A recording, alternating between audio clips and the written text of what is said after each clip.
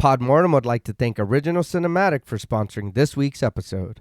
Original Cinematic is an independent production company that has made it their mission to create, produce, and promote films that are inclusive, honor women, promote the LGBTQIA plus community, and provide prominent positions and roles to POC actors and filmmakers, and promote the films of marginalized and underrepresented populations.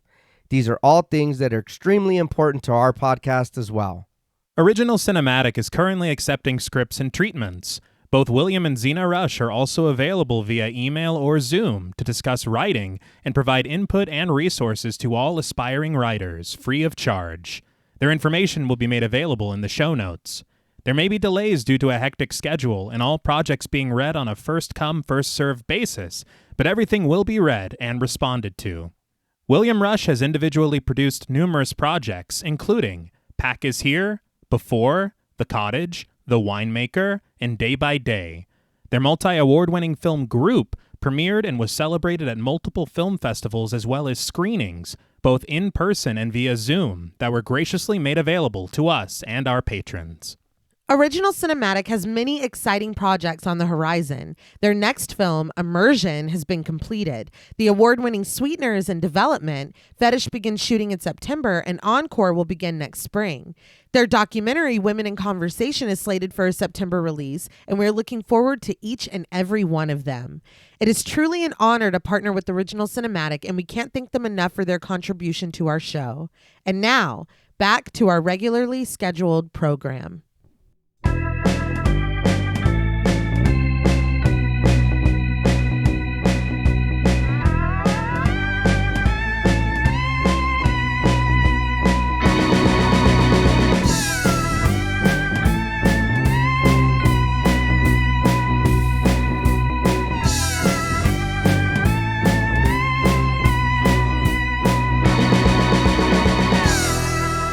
Salutations! Welcome to Podmortem. I'm Reneé Hunter-Vasquez, joined as always by my co-host, my husband, and my brother. Hi, I'm John Paul Vasquez. Hi, I'm Travis Hunter-Sayapin. This week, we're recording live from an abandoned childhood home discussing the 2022 psychological horror film, Smile. This film was written and directed by Parker Finn. Smile is Finn's feature-length directorial debut, inspired by his short film, Laura Hasn't Slept. This film juggles intense themes of guilt, generational trauma, and mental health struggles, while still maintaining an atmosphere of dread and frightening visuals. Massive success at the box office secured this film's sequel, and with a third announced, it's safe to say that Smile isn't fading away anytime soon. This film was suggested to us by friends of the show, Carissa, James Floyd, Liam, Malik Caselli Armstrong, Megan M., Solomon, Smelly Poo Poo Head, Beth Bauer, Sarah Sonnenstein, Daniel Mahoney, and Scott Troutman Wise. We want to thank them all for their support as well as this suggestion. So, what did you guys think of Smile the first time you saw it? I don't remember the exact day or date, but I do remember that we watched it at y'all's parents' house. Mm-hmm. And I remember not liking it too much, but kind of liking it, and was indifferent about how he felt. I was just like, oh, all right. Mm-hmm. Watching it for the show, I will say that I did like it a little more. I did enjoy it more than I did the first time, but I do want to make a confession. I am a little torn also on how I feel still about it now. I do enjoy it more, but I feel like there is some things that happen or that are going on in the movie for me that just feel kind of middle of the road until we get to a certain point, and then it's like, oh, that was really cool, and I like that. But and I feel like we could have done some things more than other things, or paid attention to some situations or things that are happening more than others. But I mean, I didn't mind it too much. It's a fun little movie. I think I honestly kind of feel about the same. I remember the first time that we watched it, I remember having seen the trailers for it. Mm-hmm. I can't remember what film I went to go see, but I saw them. I was not impressed by the trailers at all, and so my expectations were really low. Mm-hmm. The trailers were very like Blumhouse's Truth or Dare, and I was like, oh, fuck. But you loved that. Nay. Do not lie to our listeners.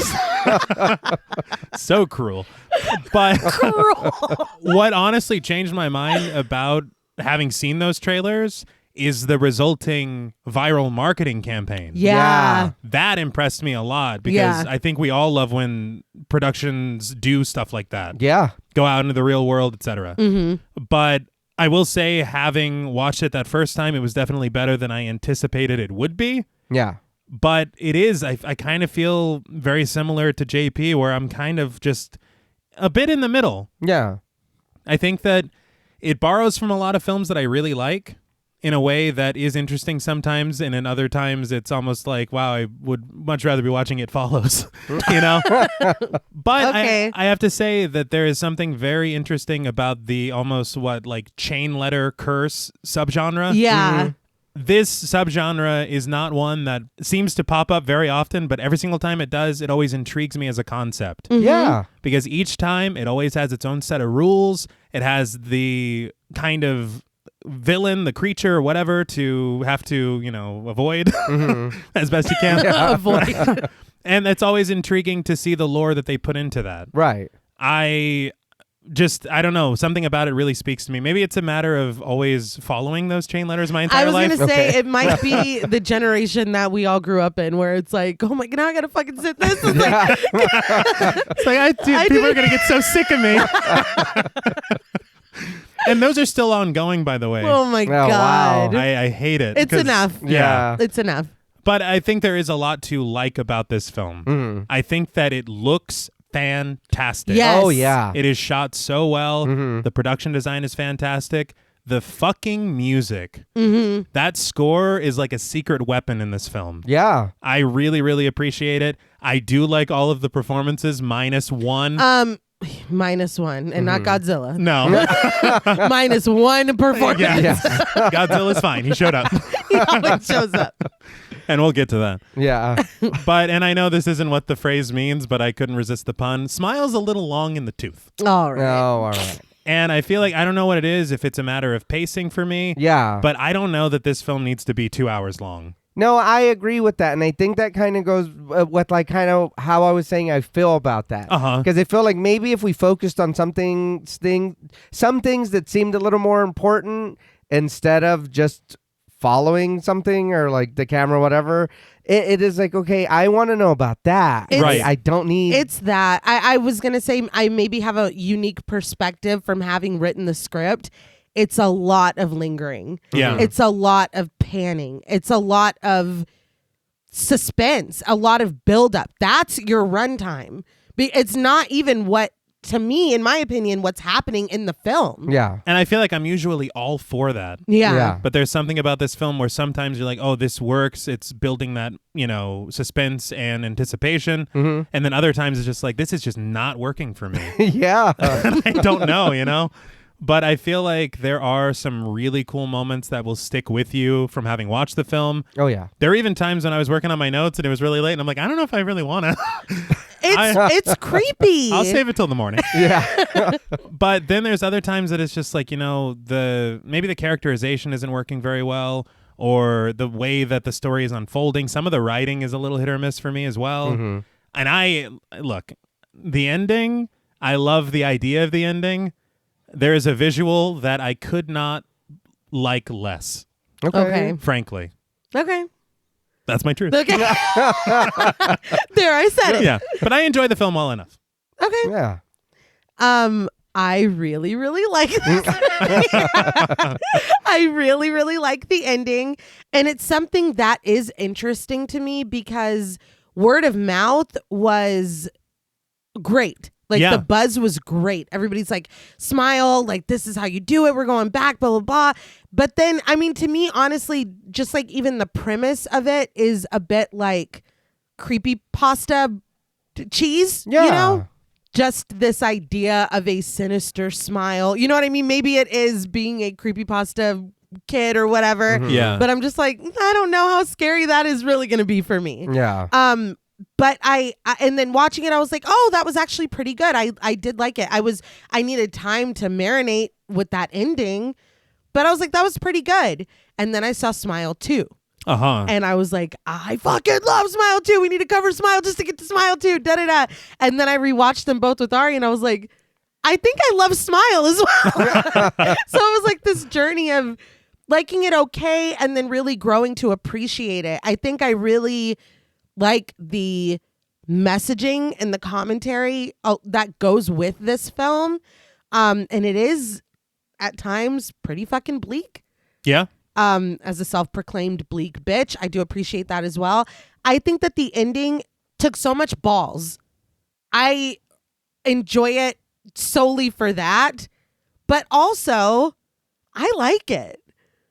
I know that there's an aspect of it too that you loathe. And Yeah. you've been very vocal about it. I've been very clear about that. You've been very clear. But there is a visual that goes along with that is utterly haunting. I'm not going to say this film is perfect because it's not. There is a performance that we have alluded to, much like with Megan, where it's like, damn, why did we have to do that? Mm-hmm. But overall, I really love the story. I think that Zoe Bacon is fantastic in this. Agreed. I've never really, and I know she was in Mayor of Easttown. I haven't seen that in a while. This is the first thing that I've seen her, I guess, lead. And she was fantastic.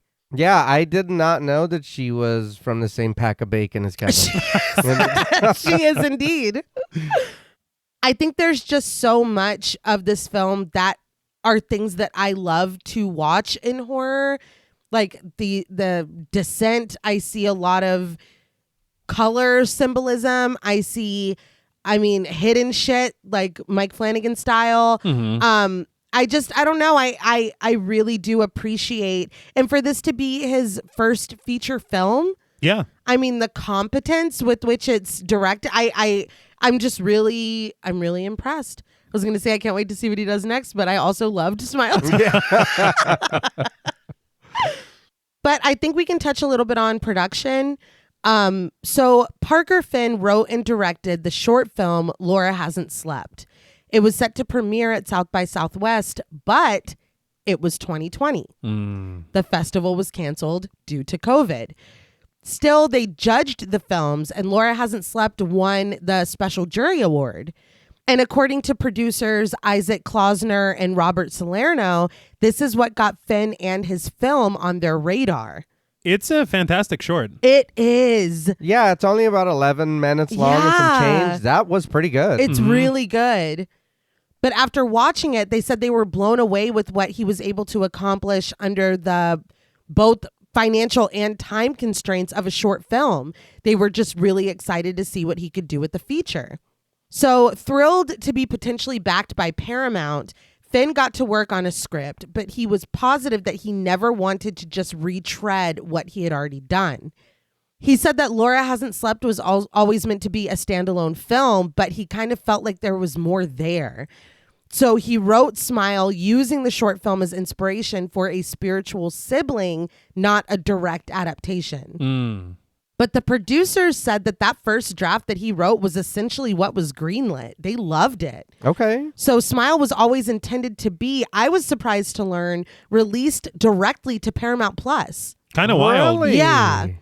This wouldn't change until 12 or 13 weeks into post-production when they held their first test screening.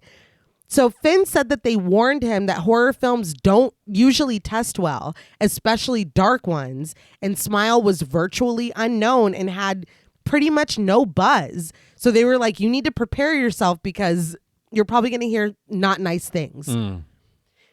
But they sold out the screening in Burbank with 270 people, and the crowd loved it. Finn said they were excited. They were screaming while they were watching it. And he said that once again, Paramount took notice of this and they realized this film needs a theatrical release. So because of this, they kind of waited until the last minute to pivot. And again, there is virtually no buzz around Smile.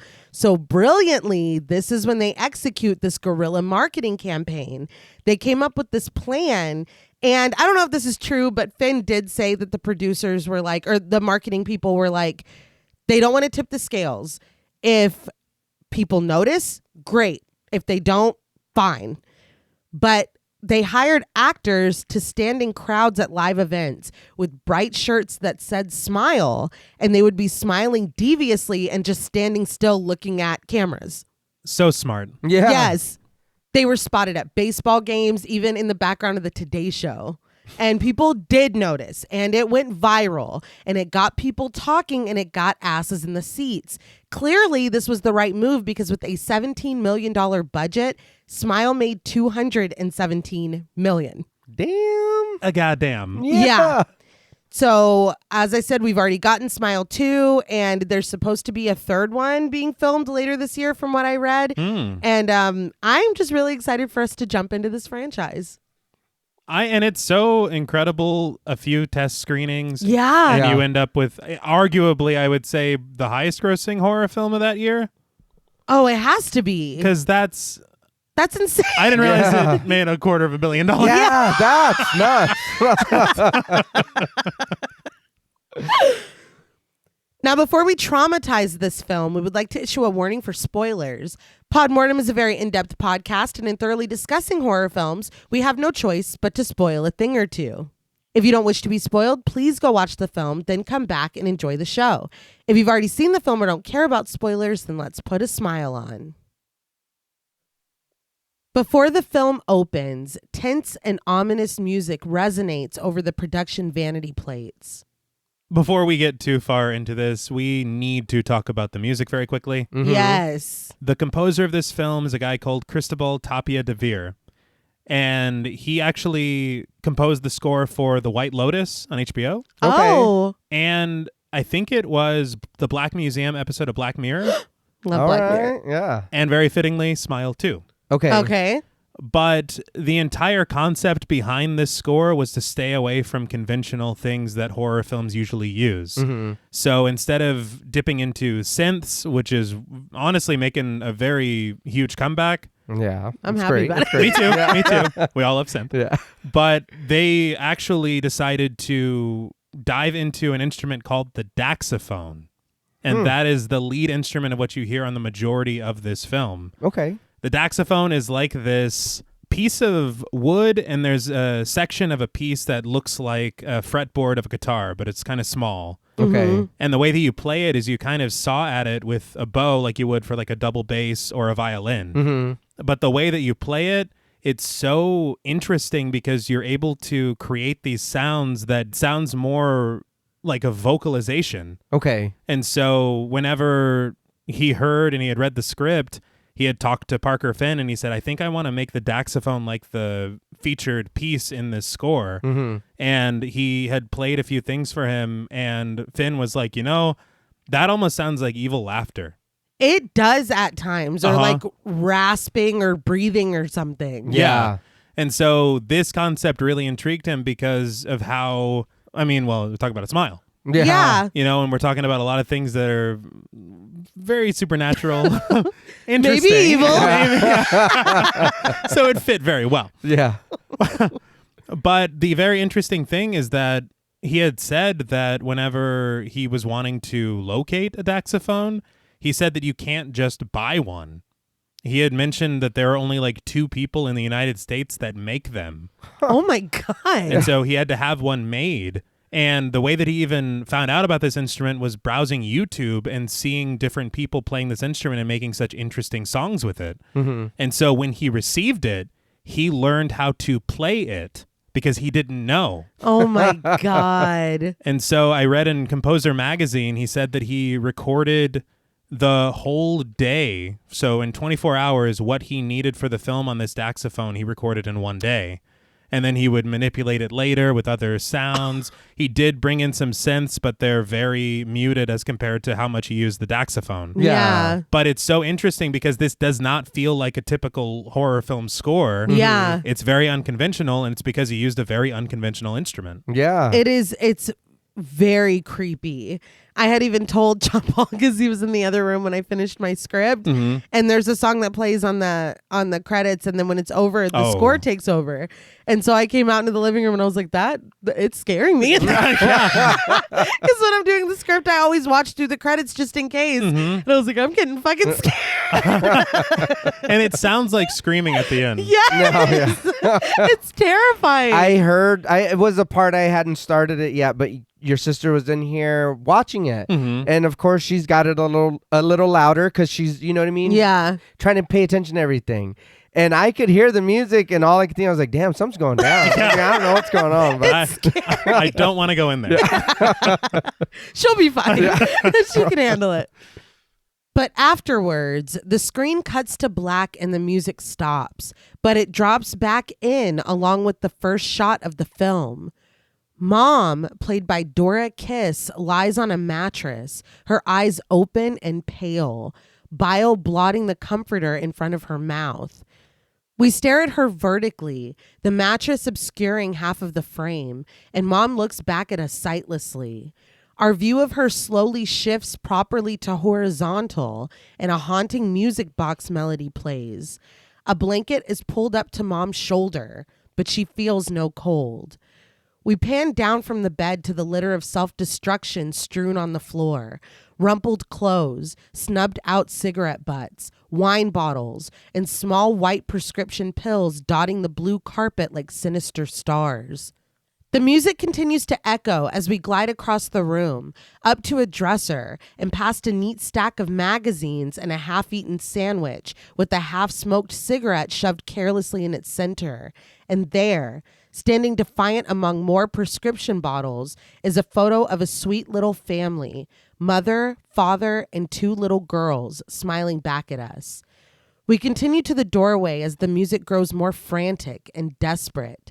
There stands 10-year-old Rose, played by Megan Brown Pratt, her eyes wide and her face stricken as she struggles to comprehend the horror before her. A very bold and frightening place to start. Yes. I do want to commend the casting because this child actor looks so much like her adult counterpart. Yes. It's fantastic. It really is. But an abruptly ringing phone wakes Rose Cotter, played by Sosie Bacon, from her accidental nap, slumped over the desk in her office. She wakes with a start and takes a moment to wipe the nightmare from her face before plucking the phone from its cradle. She answers in a calm voice. Dr. Cotter. Sosie Bacon. Yes. So she was in 13 Reasons Why, Narcos Mexico, and Mayor of Easton. Oh, see, that's what I had seen her in. Okay. I really liked that show. It was good. I never watched Scream, the TV series. Mm-hmm. I think she was in that for a good chunk. Oh, Mhm. I never saw it. I mean, See, I know her from Narcos Mexico. really? Okay, Yeah. okay. Parker Finn said that he was a huge fan of her work in Mayor of Easttown. And so when she said she was looking to do something that scared her, he had a feeling that they were going to be able to make something work. But he said that her turnaround as an actor was almost the same as the crew because she's in just about every scene. So it was exhausting and grueling. And Sosie Bacon even said that she had no idea the toll that it would take on her. But they said that she was a machine because she is on constantly. Yeah. And she has to go to so many places physically and emotionally. And I mean, it's a lot. And she does a great job. Yeah, she carries this. Yeah. Oh, yeah. Abruptly, though, we cut to Carl Rankin, played by Jack Socket. His face is clammy and fatigued as he quickly mutters, "He's gonna die. She's gonna die. Mom's gonna die. I'm gonna die. Everybody dies." When Rose steps into the spotless room, Carl sits in a blue chair with his hands stuffed deep into the pockets of his hoodie and his knees jostle uneasily. The walls behind him are painted in a calming blue, but the flowers on the table in front of him are a bright yellow. Interesting. That was the first thing my eye went to. Yeah. Rose stands with orderly Dan, played by Jared Johnston, who crosses his arms and tells her in a low tone that he hasn't been able to get Carl to respond to him at all. He just does this. He indicates Carl, who continues his low and constant muttering. Rose pats Dan on the shoulder and thanks him, assuring that she's got it from here. Dan leaves. Rose sets her clipboard down on the table before lingering at the chair across from Carl. He continues his constant chanting, adding that he doesn't matter, she doesn't matter, Mom doesn't matter, nothing ever matters. I don't matter, I don't matter, I don't matter. After a moment of observing him, Rose picks up the chair and moves it closer to Carl. She sets it down next to him and takes a seat. Once she's beside him, Carl can't finish his sentences. He struggles to keep up with his morbid mantra as tears stream down his face, but he finally cuts off his rambling in a whimper. Rose greets him with the simple, "Hi, Carl." She asks him what's going on today. Carl trembles as he tells her, still facing forward, that he's dying. Rose assures him that he's not. She shakes her head with sympathy and says that she doesn't think so. She thinks he's having another manic episode. She reaches out a reassuring hand for him, but Carl tells her firmly, Don't you tell me." He asserts that she doesn't know because he feels it all around him, squeezing him. Carl sobs before admitting that he's scared. Rose's voice is still calm, even as she allows that she knows what he's experiencing feels real, but it can't hurt him. Carl pauses when she says this, and Rose follows it up with a promise. After their interaction, she steps out into the pink hallway of the hospital, followed by orderly Dan, who leads Carl away with a gentle hand on each arm. Carl, though, has begun his chanting again. You had mentioned about the very pink walls. Mm-hmm. Yes. I saw an interview with the production designer, a guy called Lester Cohen, and he had said that earlier in his career, because he's had a long career, he did Juice in 92. Wow. Okay. And he also did Smile too. All right. Okay. But he had said that early in his career, he was working on a film that featured a prison, and the prison had very pink walls on the inside. And he had asked the people working there the point of it. Mm-hmm. And they had told him that the pink is meant to be calming and that it, quote, makes people less violent. Yeah. Oh. And Yeah. so he said it was like a Pepto-Bismol color. And that's what we get here. Yeah, when I passed through a place, I want to say it was in Lubbock or Oklahoma, all our underwear and undershirts and socks were pink. Really? Yeah. That is so interesting to me, like the psychology behind that. Here it reads like it's like forced, like I don't know, like cheeriness or something, like because it is so eye-catching. Almost like a fake smile. Oh, yes. All right. But just one last thing about this hospital. They had actually secured a filming location that was a real hospital, but they were shooting, of course, in the midst of COVID, and they lost this hospital for obvious reasons. Yeah. And so they had to very quickly build up a set of a hospital, which did help them. That allowed them to realize their design ideas like this wall color and everything. Yeah. But a lot of the exteriors that we do see are of a real hospital, but they only had one day to shoot all of their exteriors. Oh, damn. And so there's one really cool shot coming up Yeah. that we see, and they said that took forever. But there's a few other scenes that are the exterior of the hospital, and just keep in mind all of that one day. That's incredible. Damn. And I wouldn't have guessed that this was a set either. No. Yeah. Me neither. You could have fooled me. Yeah. But Rose steps over to the nurse's station and greets Nurse Wanda, played by Yura Joanna Sanchez. She tells Wanda that she's going to put Carl in observation for a few days. She adds that he's harmless, but just to make sure that someone checks on him every few hours. Wanda accepts this, but as Rose starts to walk away, she raises her eyebrows and cautions that Dr. Desai is looking for her. Rose offers a thin smile and thanks her. Outside, a siren wails, and we watch from above as an ambulance pulls up to the hospital. Paramedics rush to get the patient out of the back, and it's a woman, restrained to a gurney. She screams and flails as much as she can, the cries echoing as she's wheeled into the facility. We leave them, floating up the side of the building until we reach an office window, and we glide inside through the glass. Is that what you're Yes. referring to? It was really cool. Yeah. I appreciated that a lot. Yeah. Rose lets herself into the office, closing the door behind her, and she offers a smile to Dr. Morgan Desai, played by Cal Penn. Cal Penn. Yeah. We all know Harold Kumar. Of Yeah. course. All of them. The White Castle, All of 'em. Guantanamo Bay, the Christmas. All of There's a few. But he asks Rose if she sent a patient to residency yesterday, and Rose confirms this. The patient had a history of drug abuse and had been in and out of their unit a few times. Dr. Desai sighs and reminds Rose that patient has no insurance. An aggravated edge to her voice, Rose insists that the patient still needed treatment, but Desai shares that the board is down his throat about paying out of pocket for another bed in the residency program.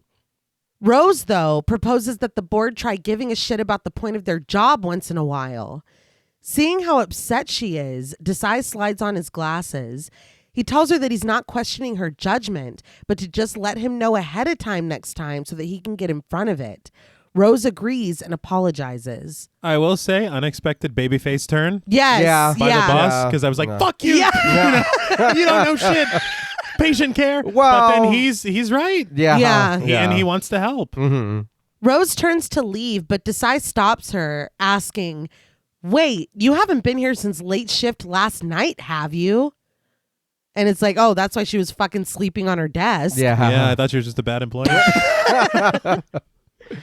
In a tilted angle in her doorway, we cut to Rose in her own office, pulling on her blue coat. She turns off the light and closes the door as she leaves her office, but we linger inside, panning slowly back over to her desk where the phone begins to ring. We press in on it as its droning ring continues, but suddenly the door opens, spilling light into the office, and Rose's hand snatches the phone off its cradle. Answering, Dr. Cotter. Take your ass home. I You know. were told, go home and rest. This is literally if she just went home, the movie ends here. Yeah. This is a cautionary tale. Never go above and beyond at your job. Get some rest. Yeah. When it's time to clock out, you clock the fuck out. In the hallway, she's briefed by a nurse played by Vanessa Cozart. The nurse details the situation with the 26-year-old college student patient, Laura Weaver. The police were called on her for a public disturbance. Looking over paperwork on a clipboard, Rose asks if the patient has any psych history, and the nurse says that she doesn't have any on file, but the police provided the report of a different incident that she was involved in last week. Rose and the nurse stop walking, and Rose questions what the incident was about. So the nurse tells her a professor at her school bludgeoned himself to death with a hammer. Laura Weaver was interviewed as the only witness. Rose can only ask, a hammer? Interesting. Yeah. Yeah. She steps into the room where she had just sat with Carl with its comforting blue walls, but no one is sitting in the chairs in the middle of the room. Rose looks around, but as the heavy door slowly closes on its own, we see her. Laura Weaver, played by Caitlin Stacy, standing timidly in the corner, scratches healing on her face. So Caitlin Stacy played Laura in Laura Hasn't Slept. Very cool. The short, yeah. Yeah. Finn said that the role in this film, he wanted something that kind of paralleled what happened in the short, while still being mindful to his kind of promise to himself not to retread things that he's already done. But he said that this was always going to be Caitlin Stacy. He wrote this for Caitlin Stacy. He always wanted her to play this role, and that it was never going to be anybody else. Okay. I really appreciate that. Just a matter of people that were with you for Yeah. this, and then you get a feature. You know, Definitely. I love that a lot. And she's great in both. Oh, yeah. And her face is like the poster for the film. Yeah. So like that's really cool. Mm-hmm. And speaking of the title, Laura Hasn't Slept, I remember reading that the original title for Smile was supposed to be Something's Wrong with Rose, Yeah. Okay. which is very interesting to me as a title. Yeah. It's a cool title, I think. It's intriguing. But you can just hear executives being like, no, something shorter, something, you know what I Right. mean? You Like can Poochie. hear it. But not so lame.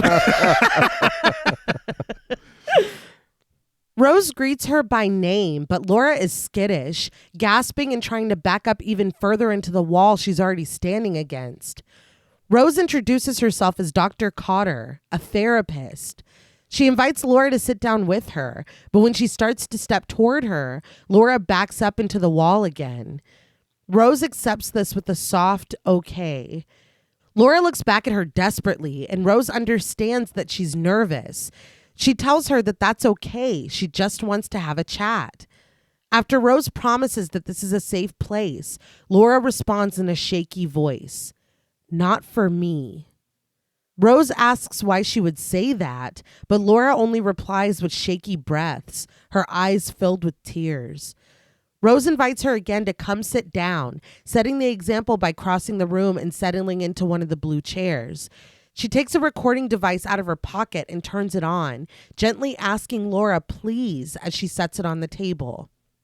Laura has to hug herself and force her way across the room on shaking legs, but she finally makes it and sits down across from Rose. Rose prefaces their conversation with a warning that she has to ask her a couple questions that might sound stupid. She asks Laura what day of the week it is. Laura answers, Thursday. When Rose asks what month it is, Laura answers quickly that it's October, adding that she's not crazy. Rose reminds her softly that no one is saying that, but Laura asserts that she needs Rose to understand that. She's a PhD candidate, not a lunatic. Rose asks her to take a breath and just tell her what's going on. Laura's breath shudders from her as tears roll down her face. Lowering her gaze, she finally confesses that she's seeing something, and it's something that nobody else can see except for her. She looks back up at Rose defensively, conceding that she knows how insane that sounds, but she can't explain this thing. Rose calmly asks what Laura is seeing, and Laura explains that it looks like people, but it's not a person. Rose admits that she doesn't understand, and Laura is frustrated. She stomps her feet as she reiterates emphatically that it looks like different people. Sometimes it pretends to be someone she knows. Sometimes it looks like a stranger. Sometimes it looks like her grandfather who died in front of her when she was 7. She sobs, though, that it's all the same thing. It wears people's faces like masks. I know that this sounds crazy or like far-fetched, whatever. Yeah. I think, and I only say this because I know school is really hard, and I watched you when you went to school and all the work you had to do. And that wasn't a PhD. But yeah, but I feel like hearing someone else say, "Look, I'm not crazy. I have been going to school. I'm whatever, even anything, even look, I've been going to work. I'm still taking care of whatever. I'm not crazy. Listen to me."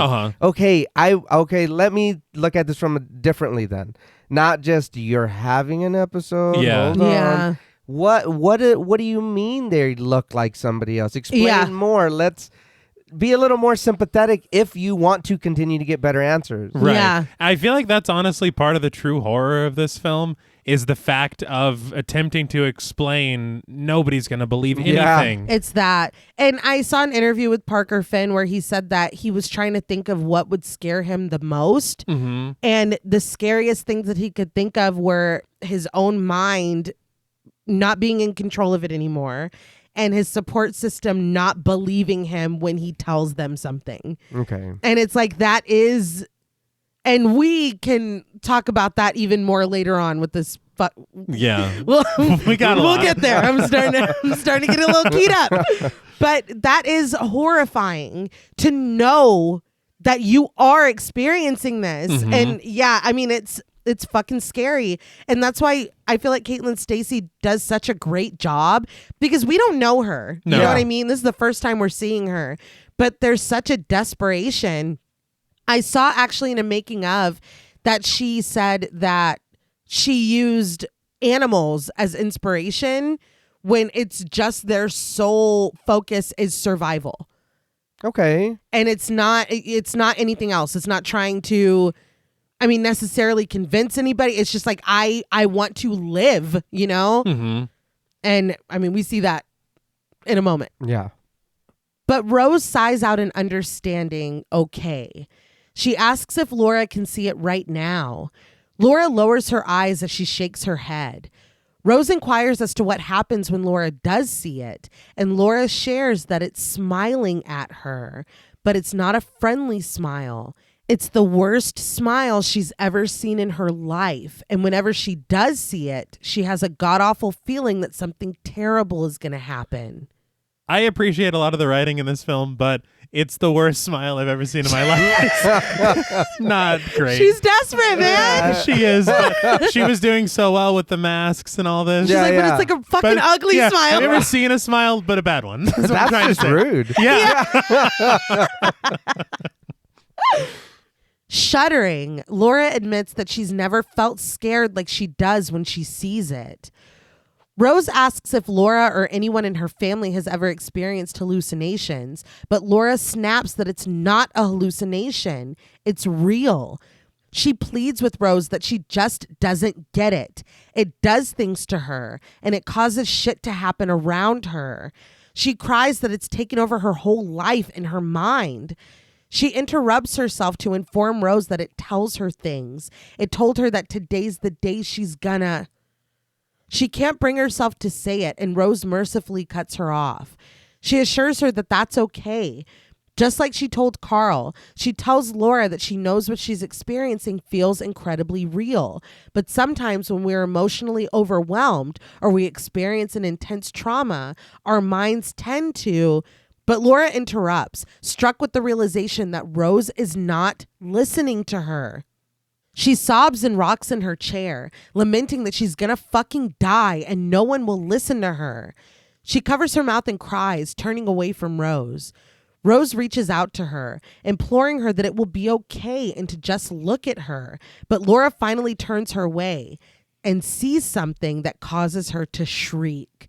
She jumps back, causing her chair to tip and Laura to go crashing onto the ground, landing hard on her back.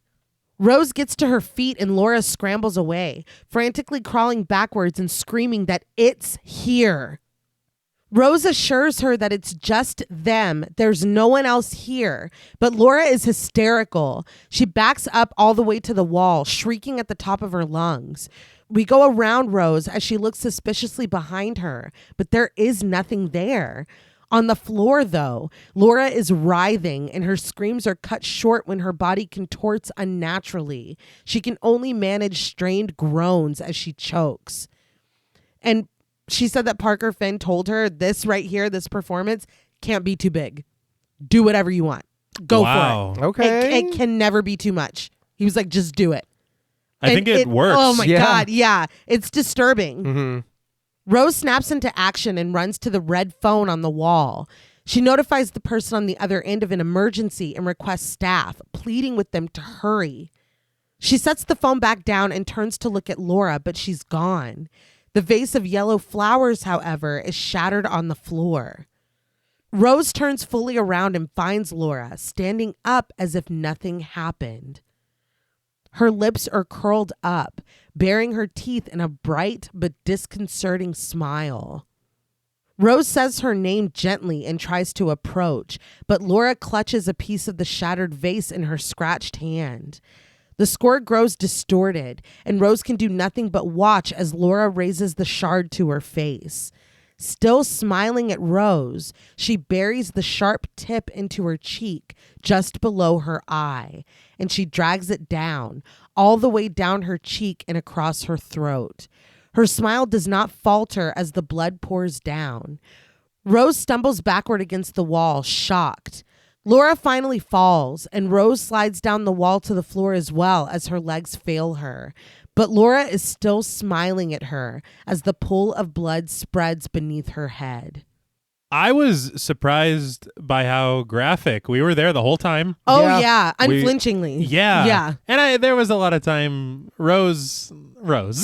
There's freeze as well. There's fight, flight, and freeze. People forget about freeze. Yeah. And we've seen that she's essentially been up for fucking at least a day straight. That's true. I'll give her that. You're like, I'll allow I'm sorry, Rose. I'm real sorry. I watched on that making of that this slit throat was a blend of practical with the little digital added for the blood. Oh. But it was a prosthetic of a slit throat with the tube of blood running through it. Okay. And they said that after they did this, they ended up with like half a gallon of blood on the floor. Because it was real blood pouring out of it. Yeah.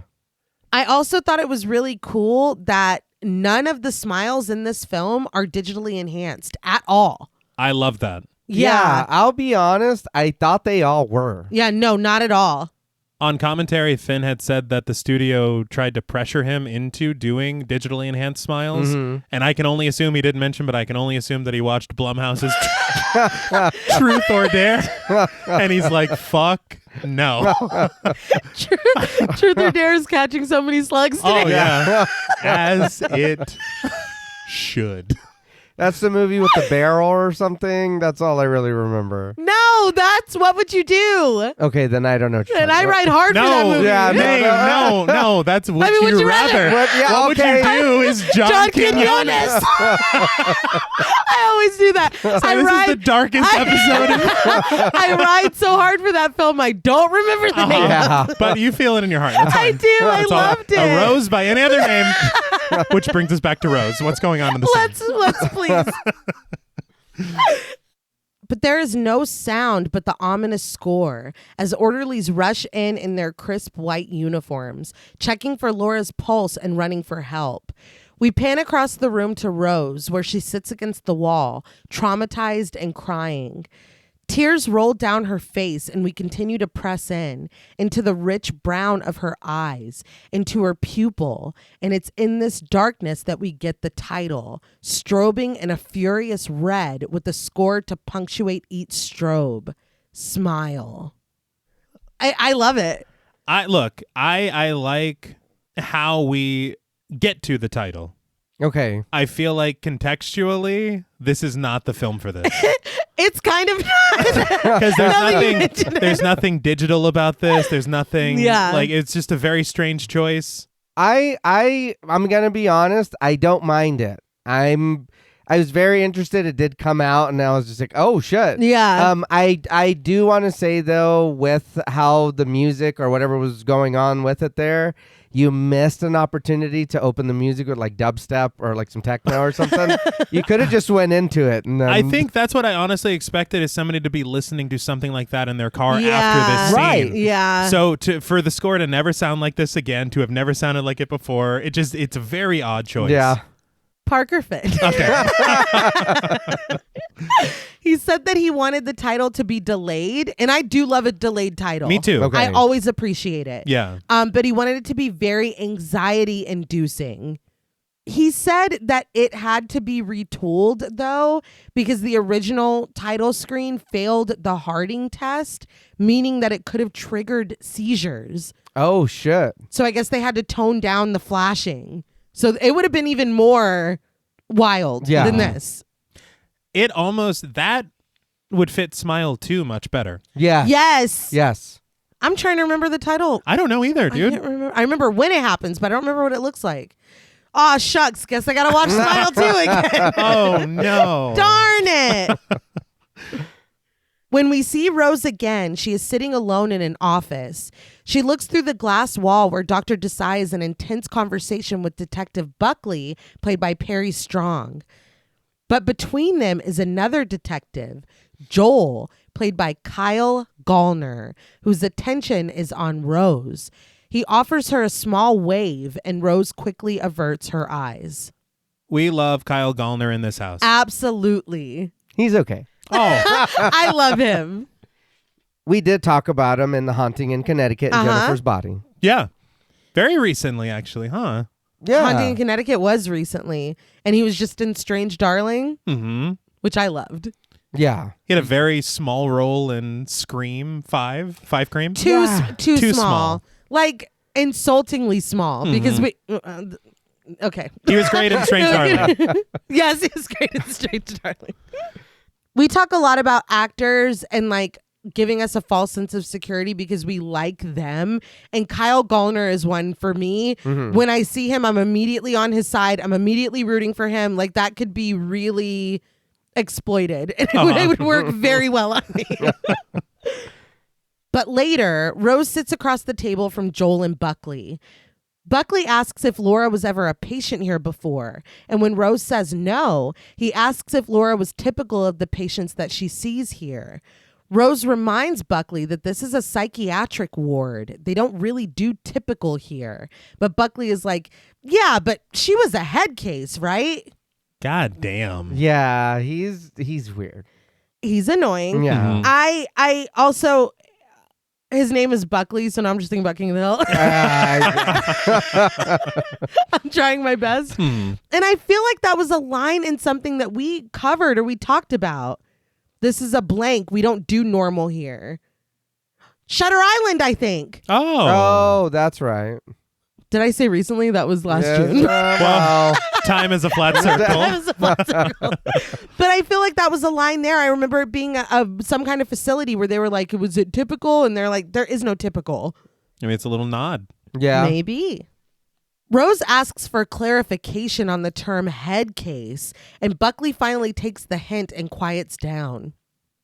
Joel takes the reins with a sigh and a cringe, explaining that they're just trying to assess Laura's mental state. Rose guesses that she could have been suffering from acute post-trauma psychosis because she was experiencing delusions. Buckley asks about these delusions, and Rose continues that Laura was convinced that an evil presence was haunting her. Buckley can only offer, yikes. Real quick, why does it have to be evil? Why can't it just be a presence? Like, I know it is evil, It is but I evil. mean, Yeah. we're you know what I mean? We're just finding out. We don't really know. What if it is something medical or whatever? We don't. Yeah, but Laura was pretty clear. Yeah. The angel was very clear on that. Yeah, okay. Buckley's angel? Yes.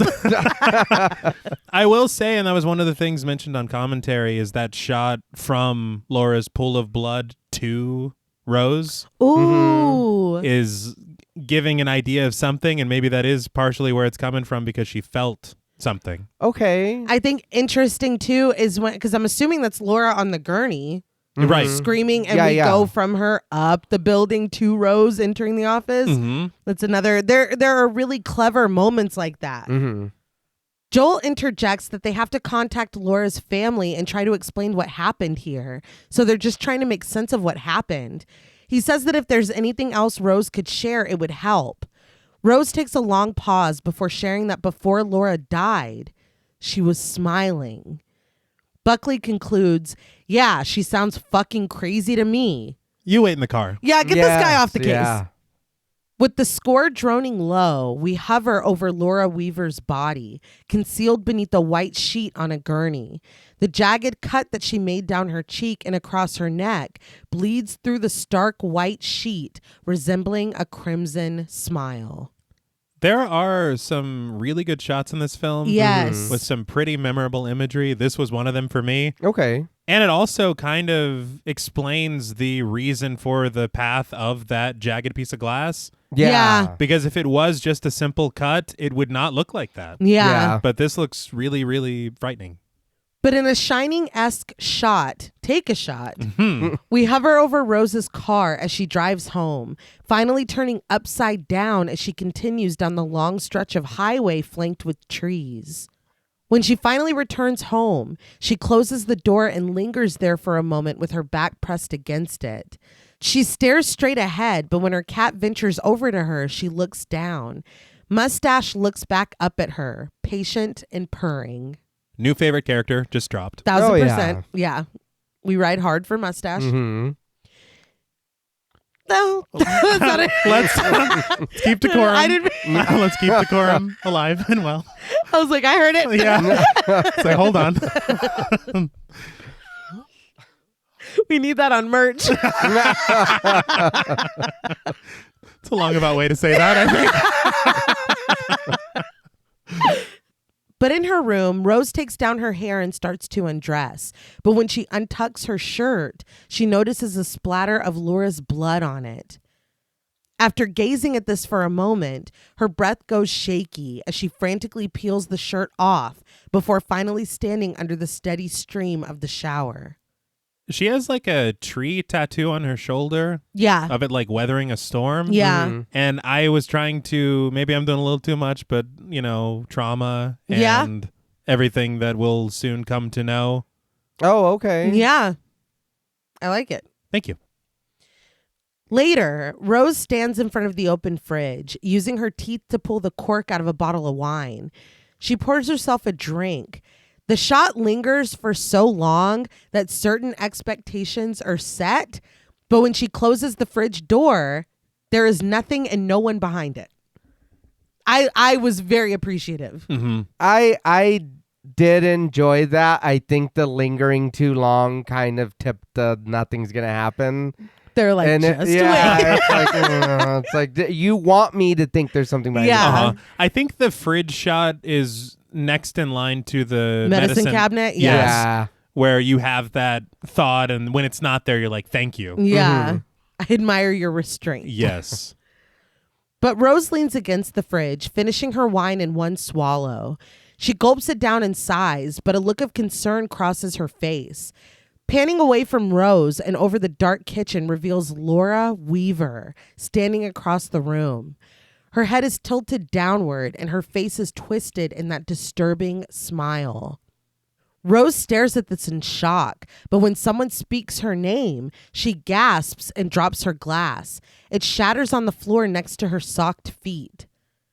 That shot of her was frightening. I think this might have been one of the times that I took a break because my only note here is, that low light apparition is quite scary. It's cool as hell, though. It looks really good. It does, and everybody can relate to that moment where it's late and there's like, what the fuck? Is that my chair? Is that the monster? Like we've all been there, but this is worse. Yes. Yeah, well, this is a little different. She's right there. Yeah. No, It's not a chair. No, Yeah. not this time. I can see you. It's the monster. Yes. It's the monster.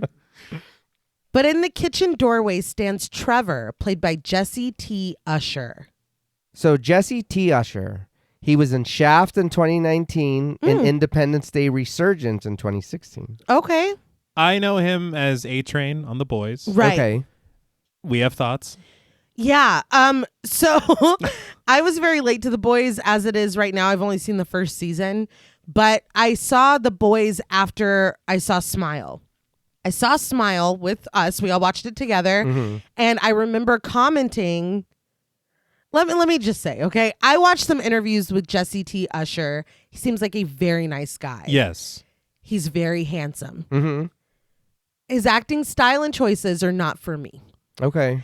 I remember making a comment about that when we watched Smile the first time. And then I watched The Boys and I texted T. I feel like the guy that plays A-Train is not a very good actor. I did not put together that this was the same man. Mm-hmm. And so maybe this is a me thing, I guess a T thing as well. And I think, John Paul, you agree. I'm kind of at a loss for words because it is not for me, to the point where, and that's the thing, I feel like it's the same thing here and it was the same thing in The Boys. Mm-hmm. You are around such a fucking phenomenal cast that when you are not up to par, it stands out. And so I don't know if maybe I saw him in something else with a different cast, if I would feel differently, but that's 2 strikes for me independently. And I truly did not remember this being the same actor. I think what it is it's a matter of line readings not being very convincing. Right. And almost feeling forced, or almost like as if the original actor had to abruptly quit the production and he stepped in. It's like an understudy. Yeah. Oh, okay. Because it feels like reading off of a page a lot of times. Yeah. And it's just not very, especially, and it's exactly as you said, with how good everyone else is, it does become apparent and it's distracting. Mm-hmm. And it's unfortunate. It's Yeah, that. yeah. It's both times he's pulled me out of what I'm watching because of his performance. I will say that I do feel like he's doing something different than everybody else is with his performance. Yeah. I haven't seen him in anything else, and if I have, I apologize because I don't remember seeing him in anything else. Right. I haven't watched The Boys, so I don't know how he is in that. Yeah. But here I did notice it, and then by the time I did get to the end of the movie or whatever and spend some time with all our characters and him, his performance, and maybe it is just that, the line readings, but it does feel sometimes like he's trying something else. I don't know what direction he was given or what he's trying to do, but it's like this.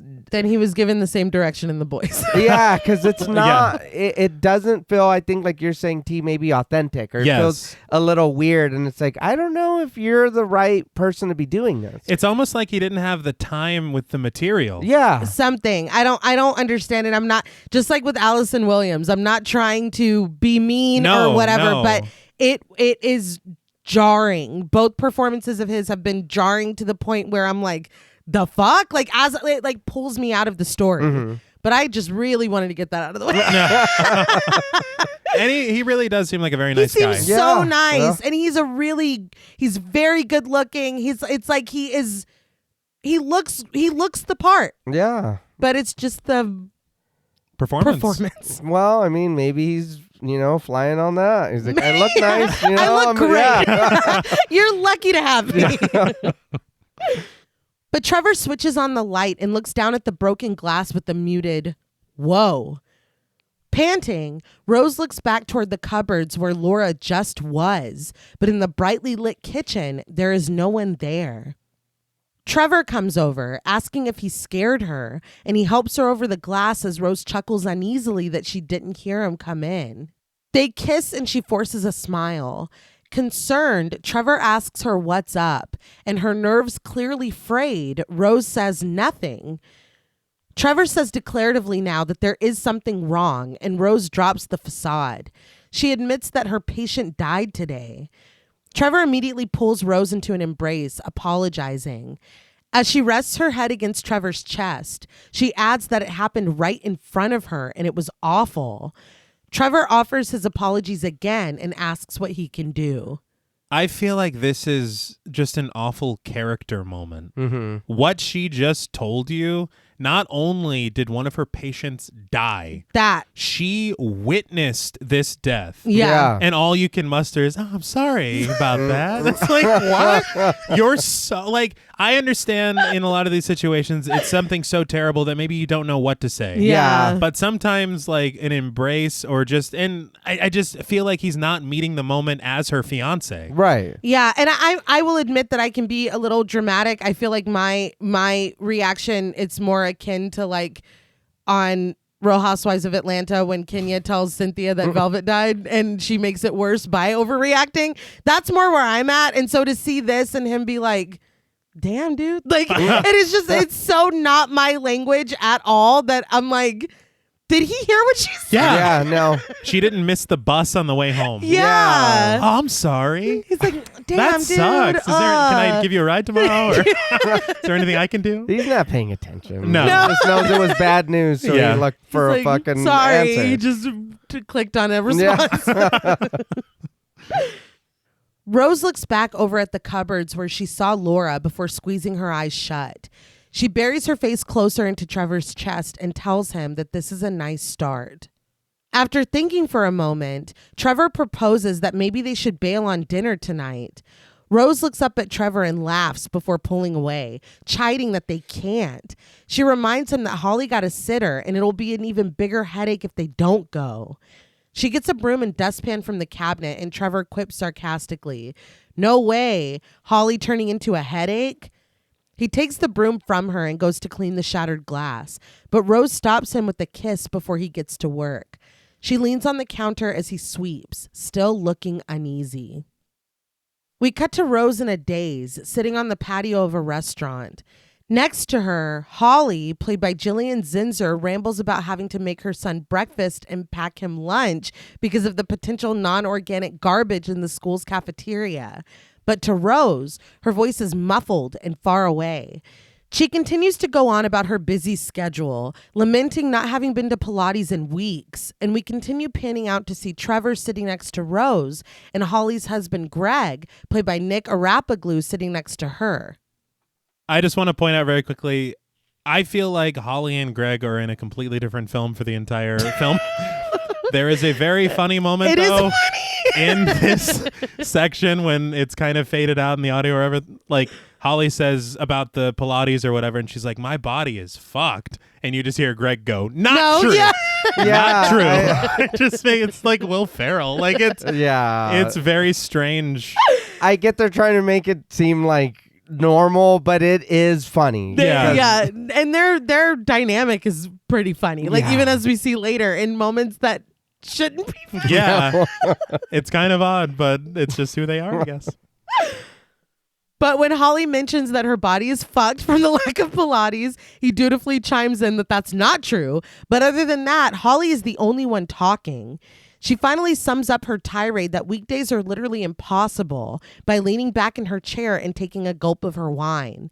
Pointing at Rose, she confirms that she is coming Saturday, right? Rose doesn't remember what Saturday is, and Holly is offended. She asks if she's joking. It's Jackson's 7th birthday party, and she told Rose like 5 times.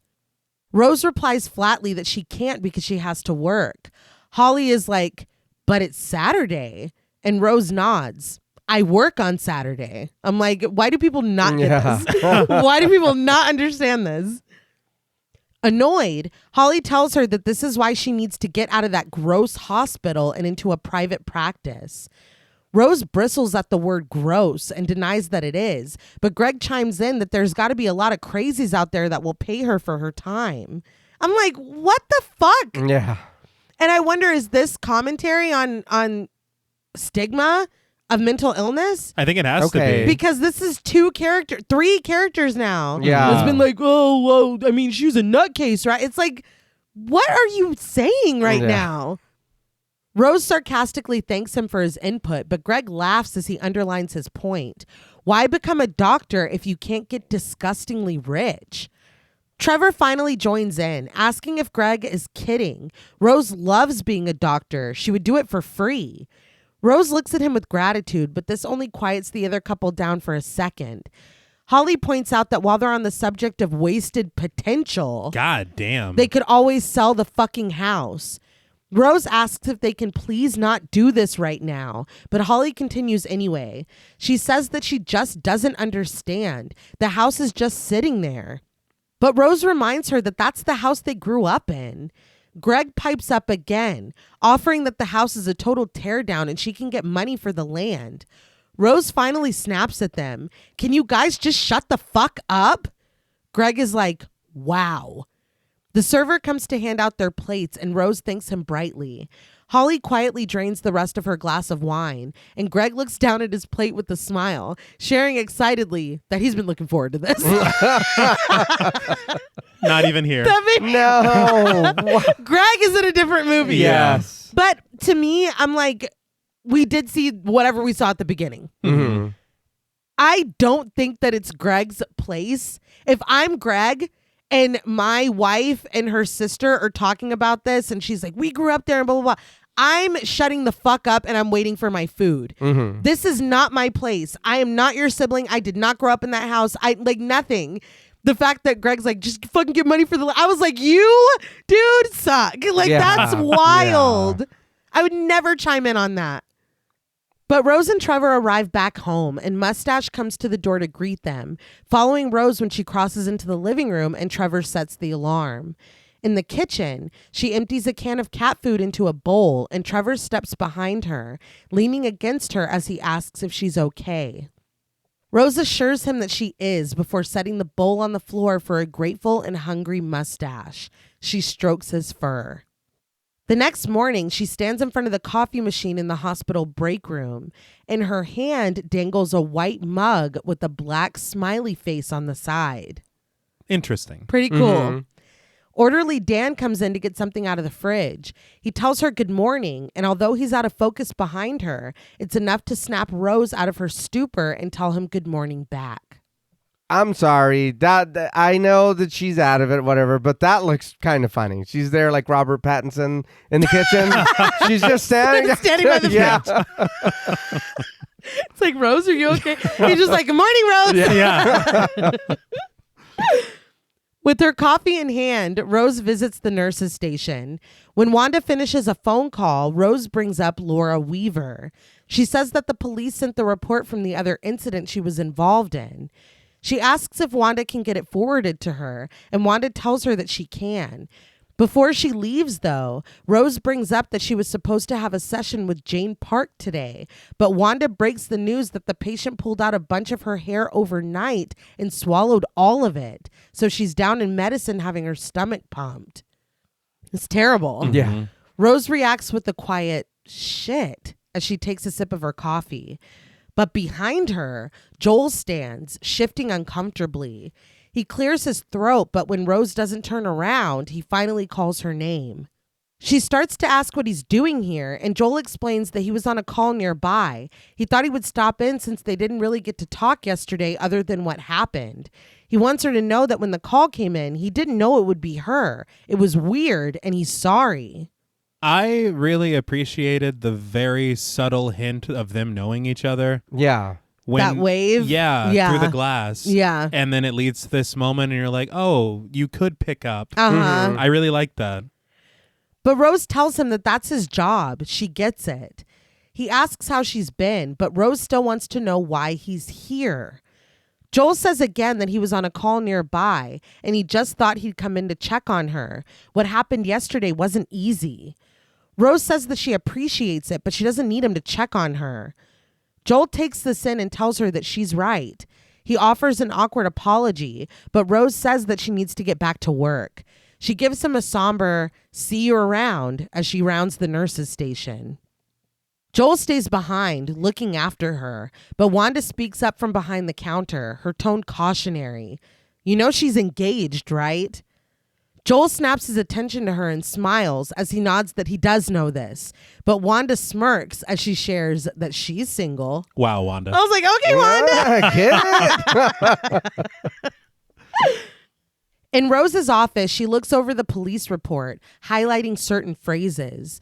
Weaver reports that Munoz approached her, wielding a claw hammer, then proceeded to bludgeon himself repeatedly. Munoz smiled at her. Rose stares at this last one, the concerning words highlighted in blue as her phone begins to ring. Rose glances over at the screen, identifying the caller as Holly, and after a moment, she picks up. On the other end, Holly says that she's sorry about last night. She shouldn't have kept going at her like that. Rose walks over to the window and pulls the blinds aside as she commiserates. She's sorry too. She's been dealing with a lot and she hasn't been very good company, but her expression contorts when she looks out the window. We see someone standing in the courtyard, alone. They seem to be looking right up at her window, right up at her. With the niceties out of the way, Holly tells Rose that if she can't make it to her nephew's birthday, she could at least get him a present. He's really into model trains. I'm like, okay, this is why we're calling. Yes. Yeah. This was the apology. Mm-hmm. Rose just responds with a non-committal, as she lets the blinds fall closed. And Holly points out that she sounds weird. When she asks Rose if she's okay, Rose forces a smile and assures her sister that she's fine. I don't know that I caught this on the first watch, but this person that appears out of the window is someone that we have seen before. Okay. And will see again. Yeah. I didn't catch it. I'm not going to lie, till my third time watching it. Right. I thought it was just an eerie, like there's somebody out there, because even Laura said sometimes there's strangers. Yeah, sometimes yeah. they're people I know. Sometimes they're people that I know to be dead. Mm-hmm. So, yeah. Yeah. Very good. And why wouldn't you say anything to your sister? I know maybe it seems like y'all's relationship is a little strained. Yeah, Holly or something. sucks. Yeah, that's true. And she does. But I mean, you're still there. You're seeing this. Something tragic happened to you at work. Say, as far as we know, she hasn't said anything. No. And her saying things have just been bad. Say something. Yeah, It's your all she sister. said was, I'm dealing with a lot. Yeah. Yeah. Which is Like, vague that's as hell. underselling it. Yeah. Later, she walks down the pink hallway, past doctors, nurses, orderlies, past patient rooms. Everyone is in their own world, immersed in their own conversations. But the last room she passes has the patient sitting straight up in bed, facing the doorway. Rose pauses before going back to look again, and it's Carl, sitting on the neatly made bed, facing Rose and smiling. Rose leans in the doorway and asks him how he's feeling today, but Carl doesn't respond. He only smiles. Rose goes into the room and leans into Carl's face. She snaps her fingers at him, and he still doesn't react. She continues to call his name, growing more concerned, but Carl begins his mantra again, forming the words around his smile. She's gonna die. I'm gonna die. Everybody dies. Rose instructs Carl to look at her, and he does, snapping his head in her direction and intoning, "You're going to die. You're going to die. You're going to die." I understand why this is scary, but it's also very funny to me. It's a choice. It's, Yeah. I think what it is that it's too proper. going to. Yes. Yeah. And I think that honestly takes away from it for me. Mm-hmm. It's the inflection of this very proper sentence. It's Yeah. actually hilarious because everything else is she's gonna die. I'm gonna die. Yeah. Like, You're going to die. It's like, what the fuck? he said, I think want it to be is very that. clear. Yeah, I think you're right because I get it, and this is a very scary situation. Right. You know what I mean?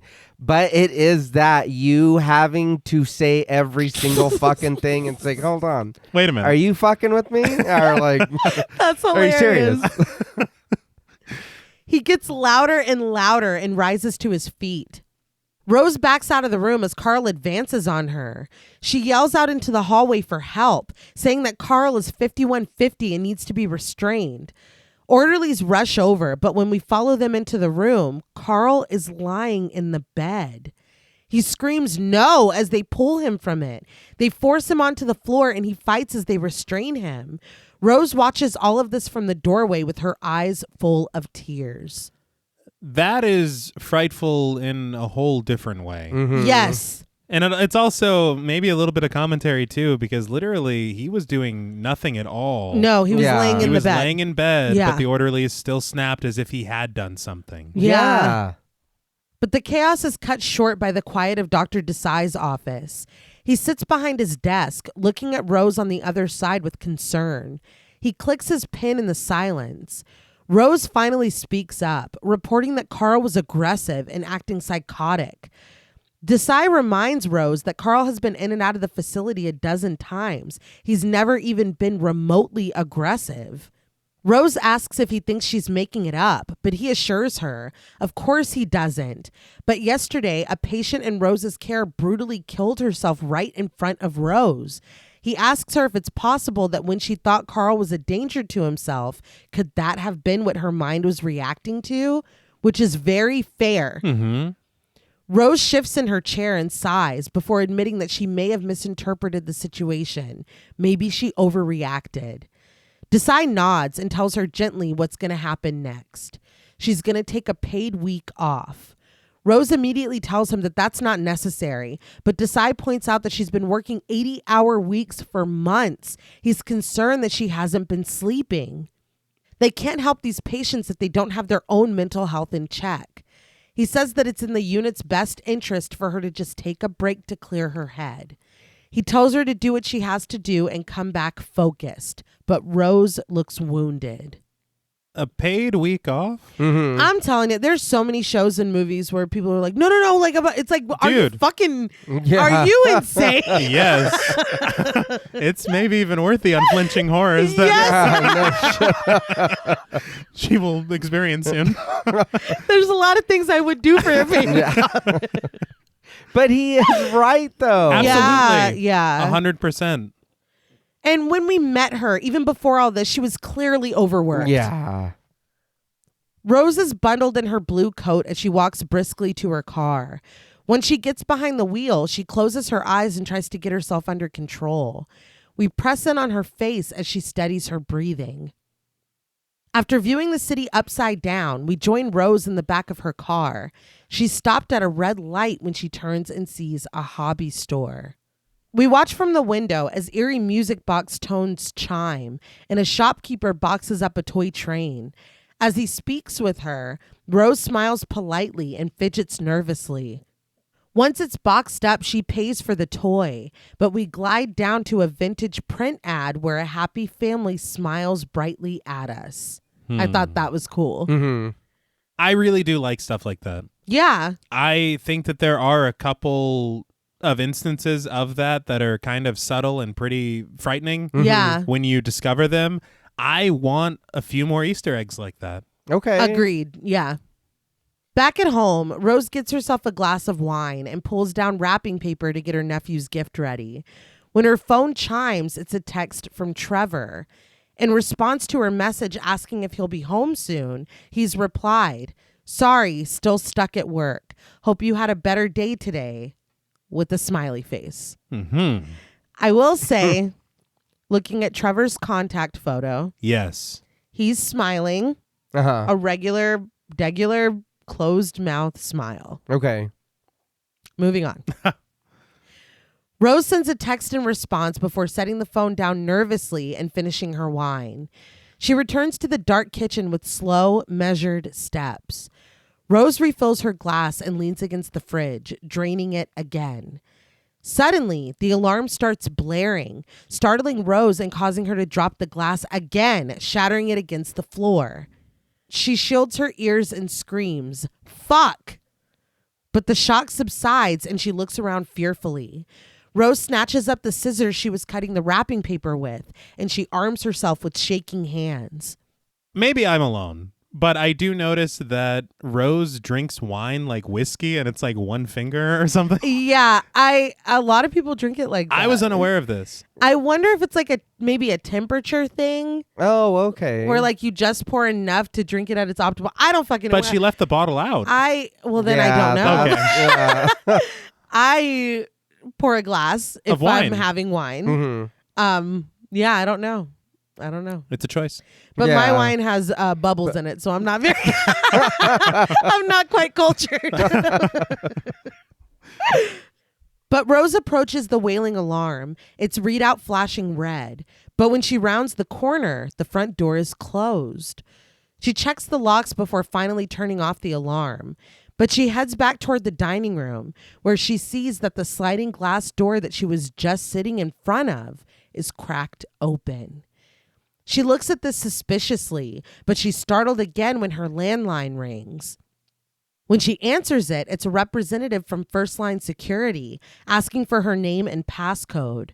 Rose's voice is trembling when she identifies herself and gives their passcode, Acapulco. We linger behind Rose's head as she reports that her back door is open, and the representative asks if she's alone in the house. Rose says that she is, and the woman on the other end responds, "Are you sure?" Rose is like, "What?" The woman asks, "Are you sure you haven't let something inside, Rose? Look behind you." This is fucking terrifying. Yeah, dude. This was really cool. Yeah. It is so scary. I think this entire sequence maybe is my favorite sequence in the It's film. really Okay, good. yeah. The way that it's executed and what follows. Yeah. Rose lowers the phone from her ear and slowly turns to look toward us. But before she can fully turn around, the landline rings again. Rose looks over at it, back in its cradle, lighting up with the incoming call. And when she looks down at the hand that was just holding it, it's empty. I love this so much. Yeah. Mhm. I love that we don't see Laura. Yeah. Yeah. We don't see that other figure. Yeah. Mhm. It's all just a figment of imagination. Yeah. Rose agonizes for a second before answering the phone. On the other end, a woman says, "This is First Line Security. May I have your name and passcode?" Rose looks confused and very afraid. Later, the outside of her house is lit up with the red and blue flicker of police cars. Rose waits outside until officers Chan and Wilkes, played by Shu Q and Chevy Gutierrez, come outside. What a house, by the way. Yeah. Oh my God. Yeah. My sister's talking to me about not making enough money or whatever. And Yeah. I live in this fucking mansion. Yeah. I felt a little less bad. Whatever happens, happens.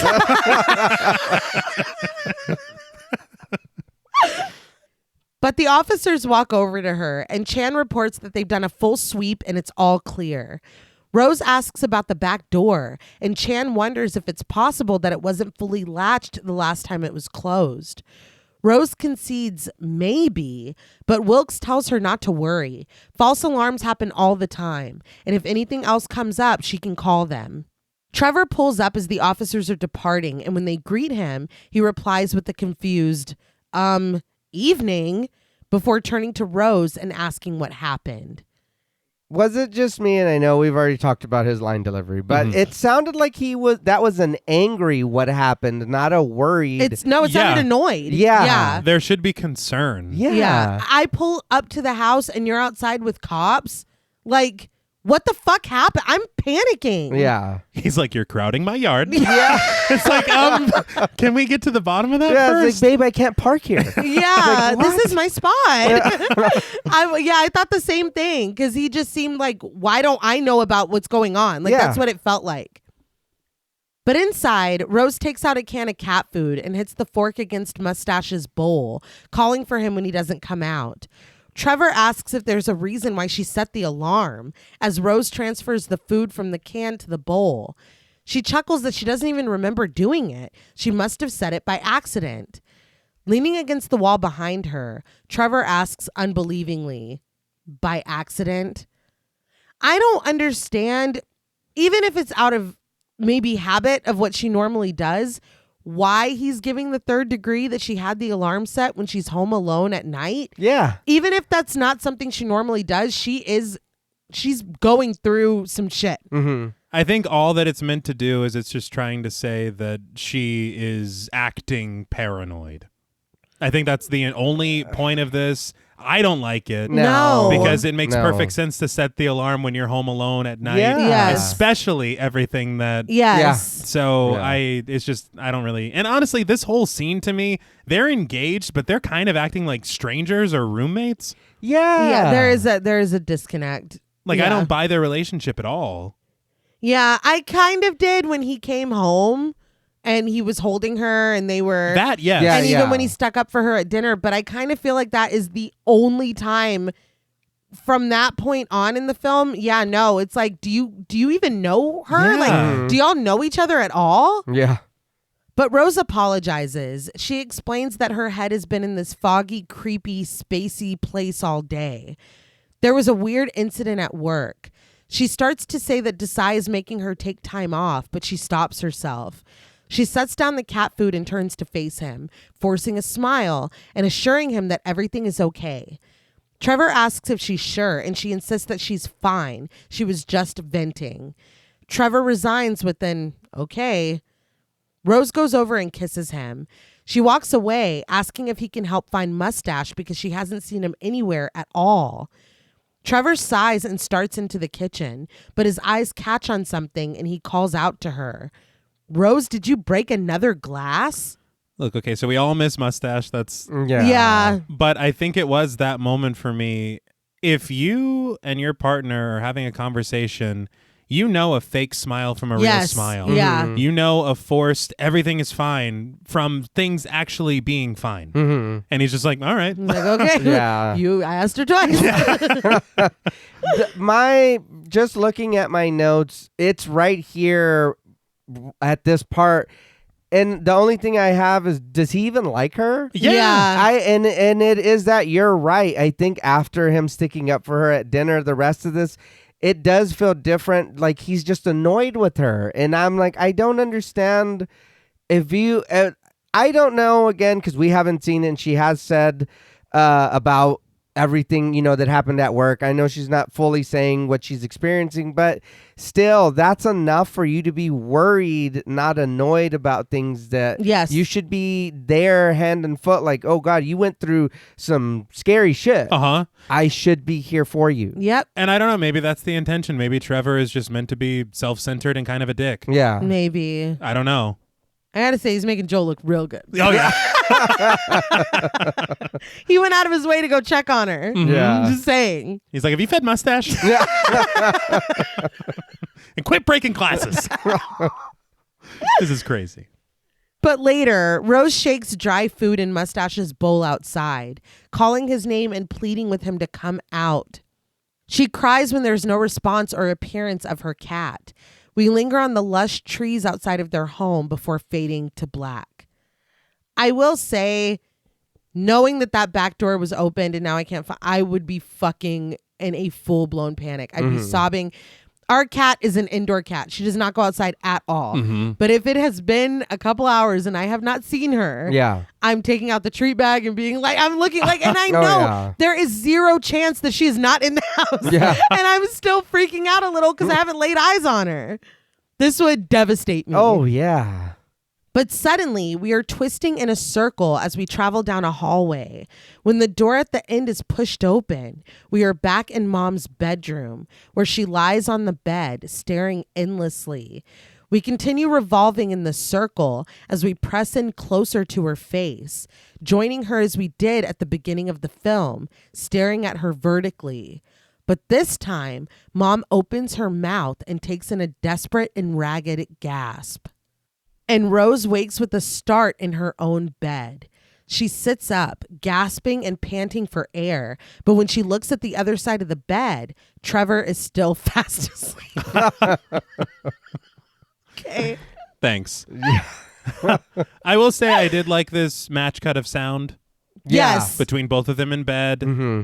It worked very well for me. Later, she sits at the table with headphones on, playing her brief encounter with Laura Weaver. You can wait until the morning for Oh this. my Yeah. God. There is no Yeah. Are you reason. fucking kidding? You know what? On the cool, I was like, oh, this is the next day. And Yeah. then once we figure out where we're still at, I was like, oh, this is nighttime. Hell no. Yeah, it's insane. Laura explains frantically that sometimes it pretends to be someone she knows. Sometimes it's a random stranger. Sometimes it's her grandfather who died in front of her when she was 7. But it's all the same thing. Rose skips the audio forward to where Laura is describing that smile. Not friendly, but the worst smile she's ever seen in her life, giving her this god-awful feeling whenever she sees it, like something really terrible is about to happen. Rose watches the sound waves as Laura begins to scream frantically, begging something unseen to get away. She listens to herself calling out for help before addressing Laura, but in the ensuing silence, she hears a whisper so faint that it doesn't even register on the screen. Rose plays it back again and again and turns the volume up as loud as she can. When she did that, I was like, okay, bitch, get ready. Yeah. I'm very susceptible to jump scares. When it passes over the whisper, she hears it faintly. Rose.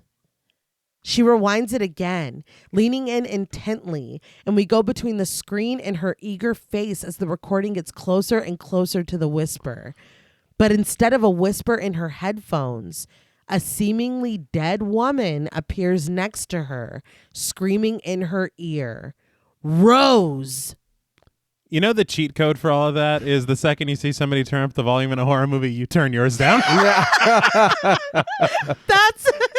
That's brilliant, actually. Because you're about to be fucked over on the sound design. Yeah. And I still jumped. Of course. And you know it's coming. Of course. I did appreciate that it wasn't still on the thing. I know this isn't an investigation or whatever, but easily she could have been like, look, it was here, and then try to show somebody later, and then it's gone. Yeah. Right. Here, it's just gone. Yeah. Rose falls backwards out of her chair and scrambles back into the kitchen. She stands and grabs a knife from the counter, screaming as she backs against the wall. This was a mirror to Laura. Yeah. Falling back in her chair, scrambling away, grabbing something sharp. Trevor comes running into the room, panicking when Rose thrusts the knife toward him. He stands on the other side of the kitchen, telling her to put it down. When she looks back at him, her eyes are wild and frantic. Trevor claps his hands, yelling her name. But the next morning, Dr. Madeline Northcott, played by Robin Weigert, enters the building. I'm obligated to say, of course, I remember this woman from an episode of CSI. CSI is... That is tattooed on my brain. And she also worked in a psych ward. Oh. Yeah. She's done a lot of TV. Yeah. Yeah. I think I remember her on Sons of Anarchy. Okay. Huh. But she strides through the lobby. Just as she starts to unlock her door, someone calls out to her. It's Rose, sitting uneasily on a long staircase. Northcott is surprised to see her, but we cut to them sitting in her office. Rose explains to her that it wasn't so much the blood, it was her face, the look she had. Northcott asks how that made her feel, and Rose fiddles nervously with her hands as she answers, terrified obviously, but vulnerable and guilty too. Northcott questions this last feeling. Guilty? Rose explains that Laura was her patient, but Northcott provides the context that Laura was a disturbed young woman who Rose had only met 10 minutes prior. Rose chuckles at this, but admits that she's gotten stuck on it. She can't get it out of her head. Northcott proposes that the reason Rose is stuck on it could actually be more about her own mother's suicide. This gives Rose pause. She gives no reply, but when Northcott asks if Rose still blames herself, she puts up a boundary, expressing that she is not trying to relitigate that part of her life right now. Northcott is confused, but still patient when she asks Rose what she would like to talk about. Rose admits that she was hoping she could get a script for Risperdal. Northcott's expression is stoic, but she offers no words, and Rose is forced to explain. Ever since what happened that day, she's been seeing and hearing things, but she's sure it's a symptom of post-trauma. Northcott warns her to avoid self-diagnosis. She wants to know what Rose has been seeing and hearing. Rose struggles to admit that it's echoes of what happened with the patient, fleeting moments of stress-induced hallucinations that feel so corporeal and unsettling when they're happening. But Northcott counters that from where she's sitting, Rose doesn't seem delusional or disordered to her, and certainly not psychotic. She believes that what happened with this patient triggered old anxieties compounded by too much stress and not enough sleep. She says gently that Rose has wounds that have never fully healed, and they may never. That's the nature of trauma, but she can learn to get control over it. Rose starts to cry, and Northcott asks if she's still been seeing patients while she's been dealing with this. Rose says that she's not. She's taking a short hiatus, and Northcott commends that that's good. Her advice to Rose is to use this time to do something different, anything that will take her mind off the stress-causing triggers. But she adds that she thinks resuming their regular sessions would be helpful as well. Rose only contemplates for a moment before nodding and agreeing. Sure. But she's like, so what about that Risperdal, though? Northcott decides that they should talk again next week before deciding on medication. The disappointment is apparent on Rose's face, and Northcott reminds her that in the meantime, she can always call her. Rose agrees. Sure. I think the fact that she is a mental health professional and that she is asking for this very specific antipsychotic medication. Yeah. I feel like I would have, I don't know, maybe more concern instead of trying to explain it away as what I think it could be. Yeah. I don't know. I get that. I can see both sides, though, especially if they don't see each other anymore and she knows that Rose has unresolved trauma that directly relates to this traumatic thing that just happened. I can see how she's like, you're triggered. Like, but by the same token, I don't know, you can't be your own doctor. No. Yeah. And So she it's like, yeah. she came there immediately. Exactly. Which is not a good. She's like, Yeah, this is what no. I've diagnosed myself And with. this is what I you need. need to prescribe me. Like, Yeah, it's like, that's I true. can understand why Northcott would be like, slow down. Yeah. This is something Okay. that we still need, you still need to work through. Mm-hmm. But if she had come to me before, she had never told me anything about seeing and hearing things. True. And this is all new. True. Yeah. So, I mean, I don't know. It's obviously gotten to a point that is larger than it was when we were seeing each other. Right. But I will agree it's not a good look too immediately. No. But at home, Rose applies concealer beneath her eyes. She blends it out with her finger before practicing a smile. She stares back at her own reflection before the expression falters and the smile drops from her face. The doorbell rings at Holly's, and when she opens the door, Rose stands there, dressed sweetly in a blue dress and cardigan, holding out her nephew's gift, clad in yellow wrapping paper and a bow. Oh, no. Yeah. Sidebar, where's Trevor? Yeah. He don't want to come. Oh, okay. This is when I noticed Holly is always in pink. Right now, Rose is always in blue. Mm-hmm. I love shit like that when you're associating a color with a character. And when I watched that making of, there was some interesting things that the costume designer had to say. Okay. But we'll talk about that. Okay. Holly is surprised that her sister was able to make it, and she ushers her inside. Once inside, she says that she thought Rose had to work. Rose starts to explain that she decided to take the afternoon off, but Holly interrupts her, taking the gift out of her hands.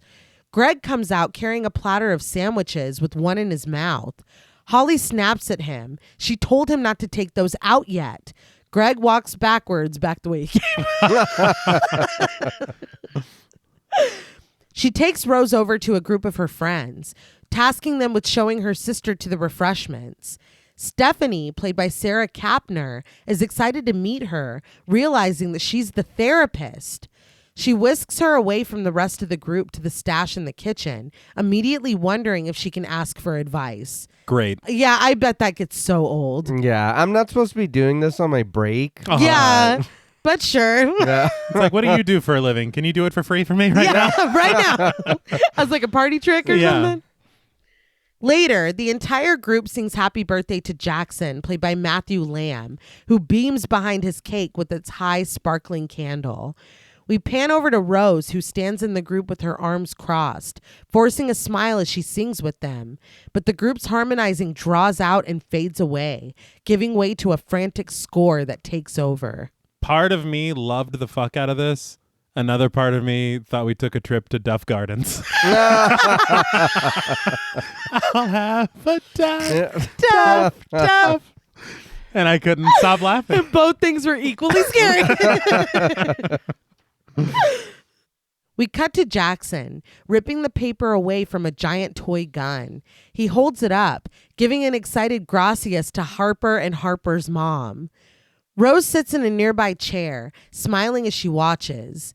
Next, Jackson grabs Rose's gift from the huge pile, and before he can take the paper away, Holly tells him that that's from his Aunt Rose. With a big smile, he gives Rose 2 thumbs up, and she returns the gesture. He peels the yellow paper back to reveal a box for the Kearney Model Railroad shop. He flips the box open and rustles through the tissue paper inside, glancing up excitedly. But the smile drops from his face when he opens the paper. The first time I saw this, I was full body fucking cringing. Mm-hmm. Holly asks what he got, and Jackson reaches inside the box, and with an ominous thrum of the score, he pulls out Mustache's limp body. Heartbroken. Devastated. And you flash back and you remember Yep. her. When. Yeah. Mhm. All of it. The party guests react with panic, and Greg hurries over to grab Jackson away. Crying and denying that this is happening, Rose goes over too and cradles Mustache, positive that this can't be happening. Holly demands to know what is wrong with her, and we get a close-up of the collar, revealing to everyone doubting that it is indeed Mustache. That- I was like, No. we didn't need that. So it was actually a different cat. Oh, it's Yeah. It's like, why? We've known one cat the whole movie, Yeah, and that that's all cat is we've missing. seen. Yeah. Sobbing and looking at the guests clustered around her, Rose swears that this wasn't her. She begs for them to please fucking believe me. But after scanning the faces in the crowd, she sees Stephanie sitting alone in a chair next to a very frightened little girl. Her head is tilted downward, but she is smiling right at Rose. Rose demands to know, what the fuck are you? Leave me the fuck alone. She tells everyone that they see her. They have to see her. She pleads with her sister, but she gets no help from Holly. The guests look at her in shock and horror, and when Rose faces forward, Stephanie is right there, grinning in her face. Rose stumbles backward, losing her footing and crashing right through the glass coffee table. Holly stares at this, trembling with rage. When Rose sits up, she's no longer holding Mustache. She looks down at her arms, which are stuck with glass, cut and bleeding profusely. After a moment, she lets loose a frantic and agonized scream. I have to say, this is awful what just happened here. Yes. But there is something about her falling backwards into that glass table that looks hilarious. yeah. I thought it was a bit. It's just like slapstick. It is. It was overkill to me. Yeah. Because it's like, This can't be worse. No. Like, this can't go any worse. And you've ruined their furniture? Like, Yeah. It's like, God damn, Yeah. Rose. Yeah, I didn't like this. I'm gonna be No. honest. None of it. I do understand I guess her being helpless. Nobody wants to help her or whatever. Yeah. That's your sister. Again, I understand even if we have a strained relationship, that's my sibling. Hey, dude, chill out. You're scaring everybody. Hey, you're at my kid's, you know what I mean? My kid's birthday. Why are you not doing it? Why is everybody looking at you crazy and you're not, even if you fall? I just fell into your coffee table. You're not going to help me? And she's like fucked up. Yeah. Like she's bleeding. And I think the other thing as well is it's like, look, you only grew up with me. Yeah. Do you think that there is a world in which I would do this? Mhm. Yeah. That Yeah. I would package this gift? Mhm. Yeah. And you're like, what have you done? What's wrong with you? You believe you've invited me to the party and you think I would do something like Yeah. that? But we get more do. context. But it's also fucking, sorry. Yeah. No, yeah. It's heavy-handed as shit. Yeah. Dude. Yeah. All right, relax. Everybody simmer down.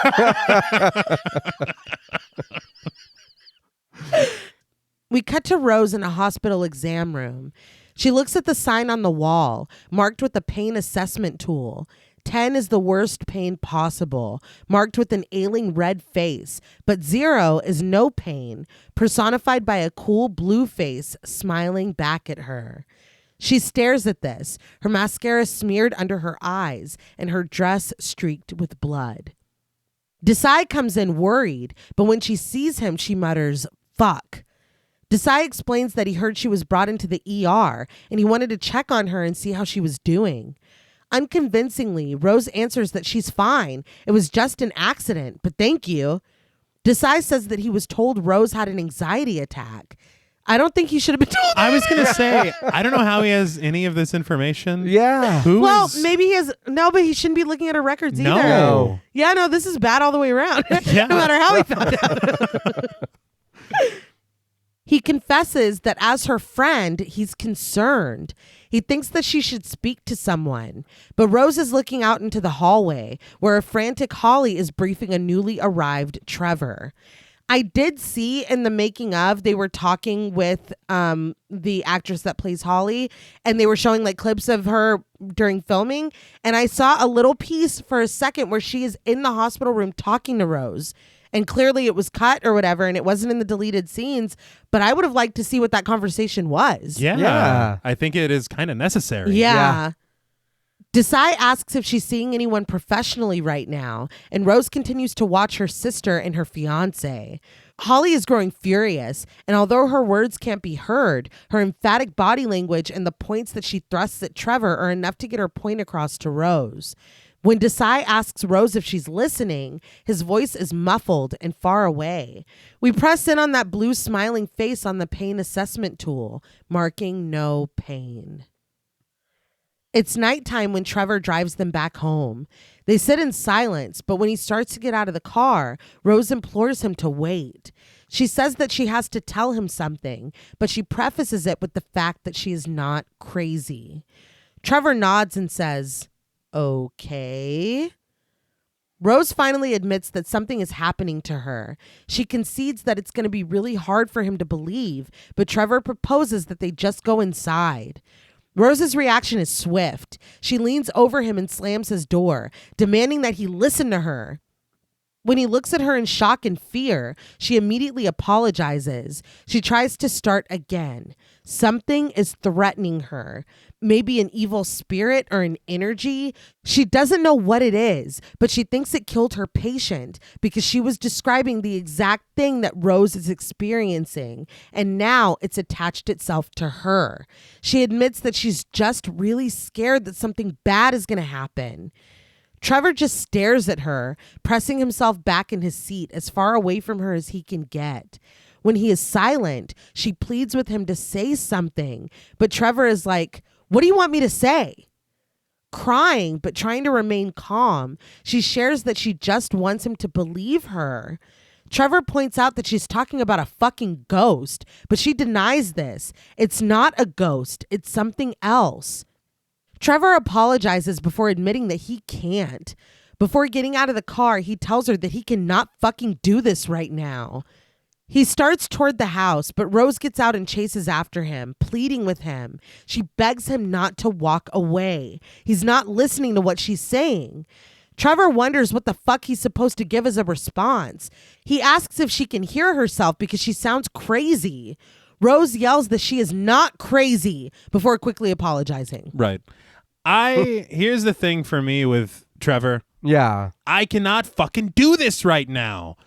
Who are you? Yeah. Like, I don't even know anything that you're going through to say that you're super stressed at work or that you have so much going on. Yeah, that this is just another thing that you can't even.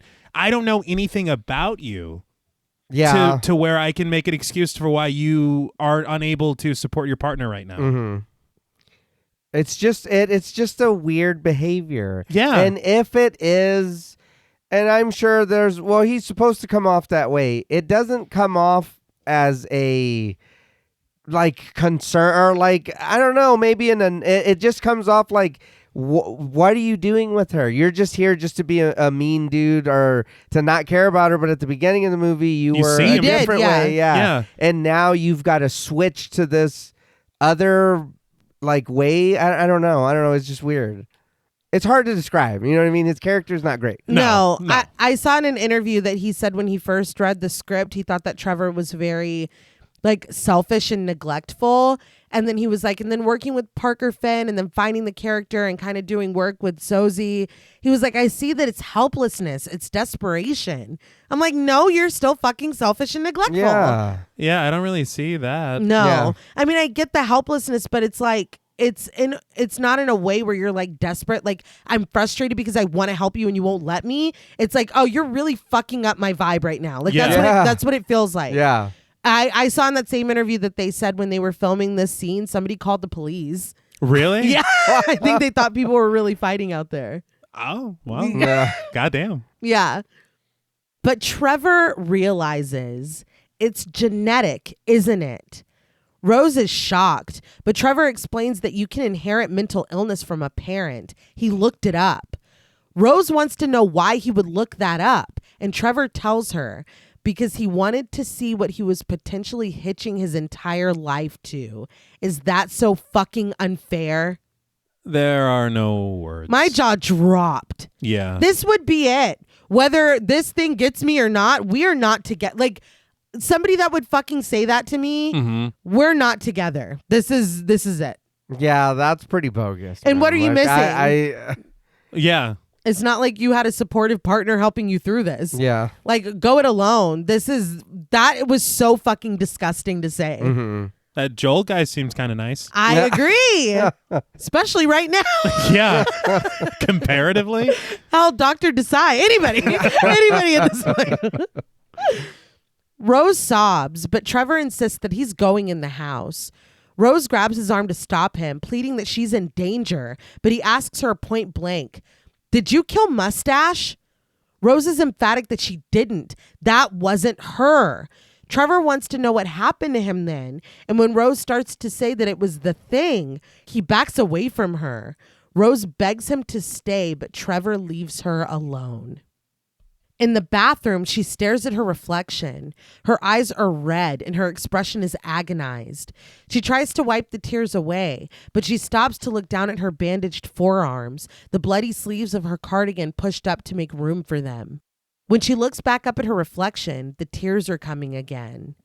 She looks in on Trevor, who was asleep on the couch before getting into bed with her laptop. I was like, you motherfucker. I'm mad. That's wild as fuck. That is. But at least he wasn't like Homer and he's like, I understand if you want to sleep on the couch. That's true. The other thing that I was thinking is that we are coming home from the hospital and she is injured. Yeah. Yes. And he did not help her in the slightest. Of course not. With anything that she had to do. He just went fucking to sleep on the couch. Yeah. He can't fucking do this right now. Right now. Right now. She opens her laptop and starts typing, pulling up the police report again.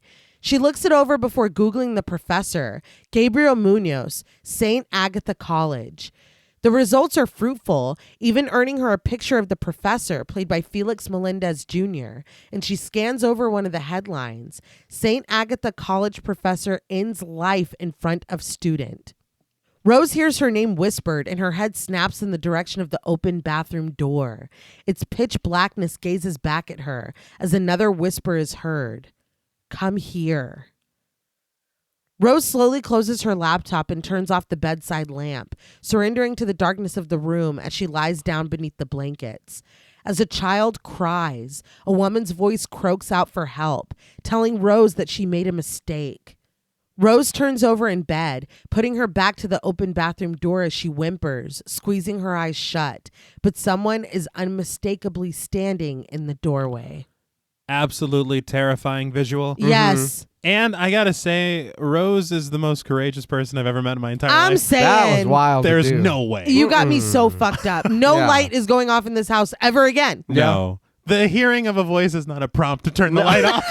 It's like, well, that's my time. Yeah, it's my cue. You guys have been a great audience. No. Her name is screamed again as we cut to her nearly being hit by a car on the street. She gasps as the car stops short, its driver screaming at her to watch where she's going and calling her crazy. When Rose steps away from the road, tires squeal as the car pulls away. She walks up to a house and nervously knocks on the door. A woman answers and looks up at her cautiously. When Rose calls her Mrs. Munoz, Victoria Munoz, played by Judy Reyes, looks her up and down. Judy Reyes. She was in Scrubs, Yes. He loves that show. Devious Maids, and Succession. I love Succession. Okay. I love Judy Reyes.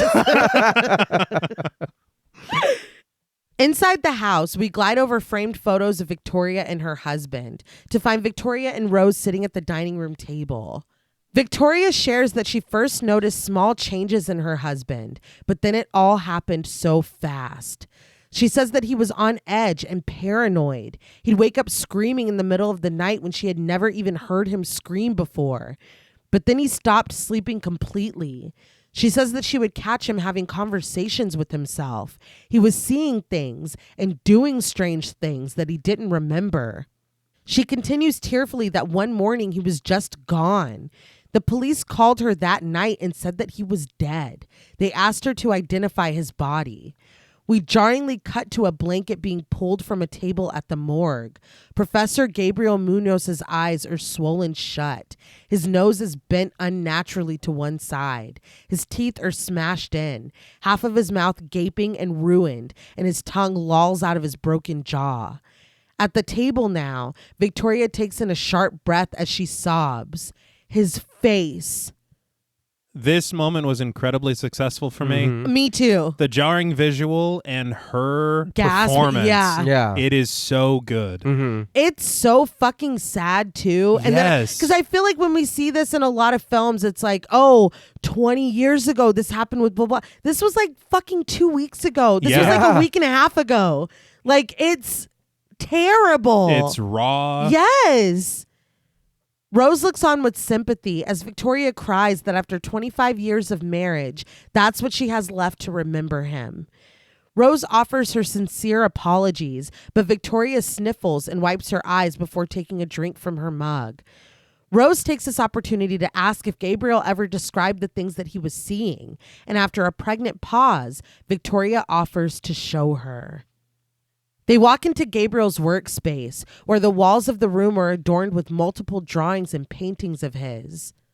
Victoria admits that she should take this all down, but she can't stand being in here.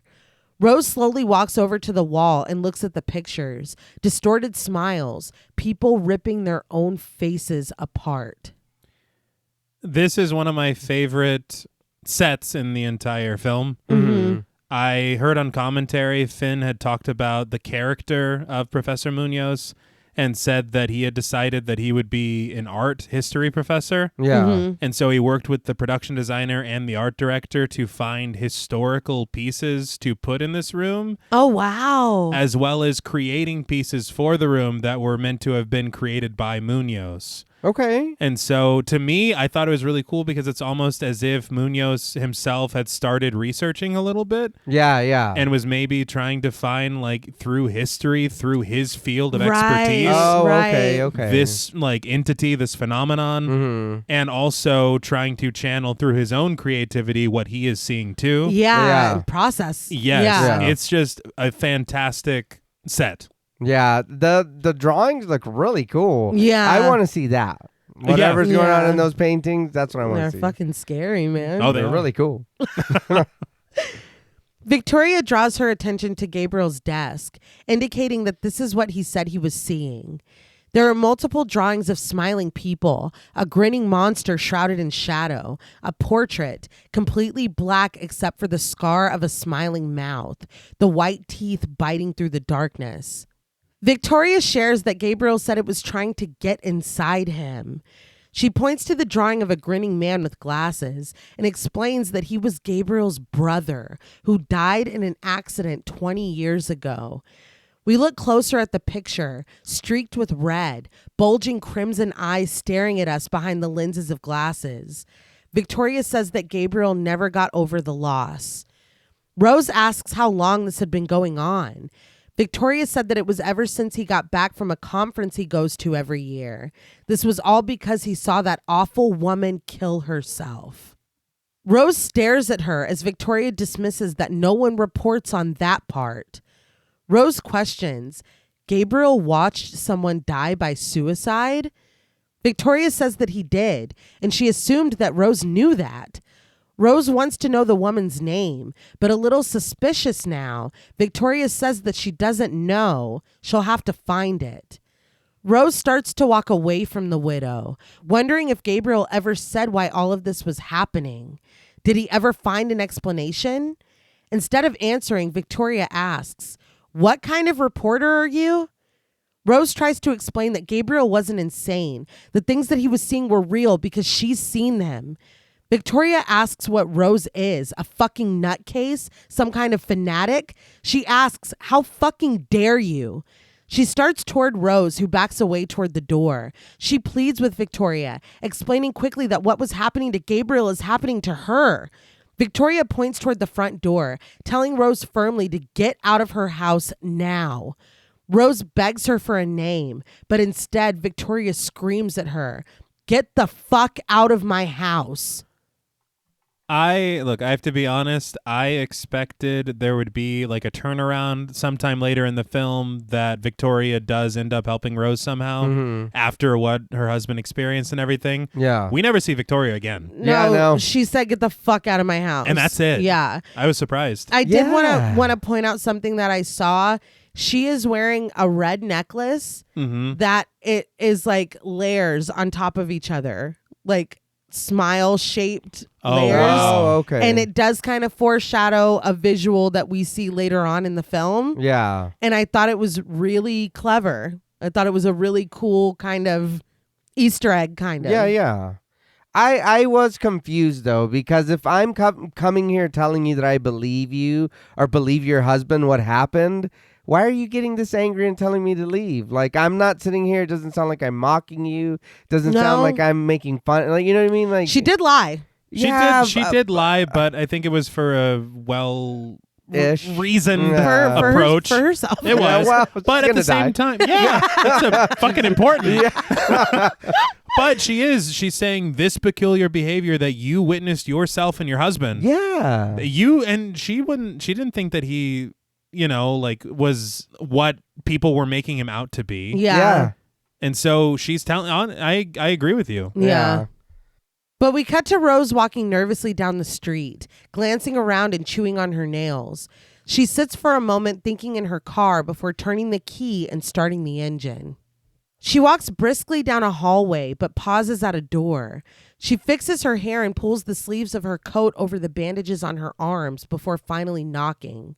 When the door opens, it's Joel inside. He looks her up and down, confused, before greeting her. Instead of saying anything, Rose walks past Joel into his apartment. He stands for a moment, muttering a sarcastic, "Come on in," before closing the door and following her inside.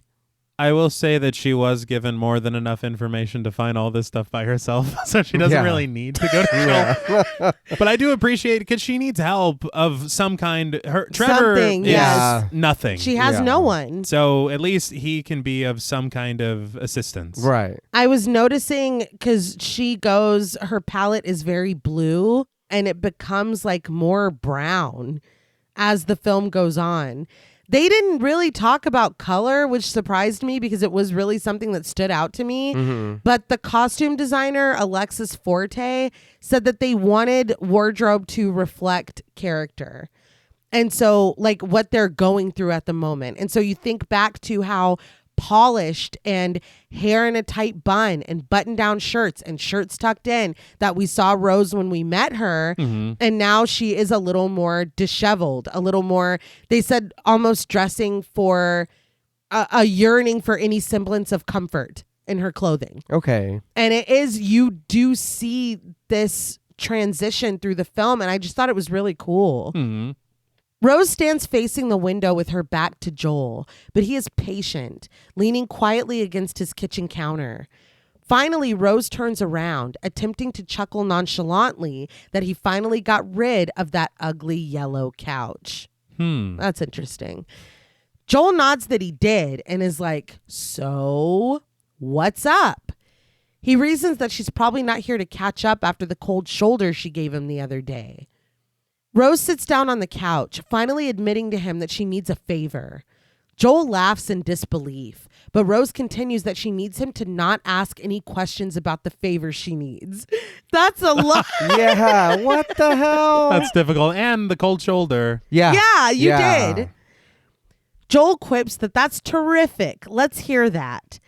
Rose starts at the top.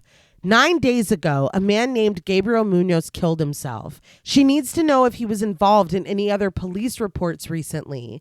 She asks if he can find that out for her. Joel asks if she's serious. He points out that this is his one day off and he invites her to go to the station. Rose asks him sincerely, please, and he sighs before agreeing. He grabs his laptop before joining her on the opposite end of the couch. He gets Gabriel's name from her again before typing it into the database. Joel finds the report on Gabriel's death and then an incident report from an upstate precinct. When Rose asks what it's for, he details that Munoz gave a witness statement. He was staying at a hotel where a woman died by suicide. Rose asks what the name of the woman was, and after looking at her suspiciously, Joel shares that her name was Angela Powell. She was a real estate agent. I have to say, too, Kyle Gallner is really masterful in so much nuance.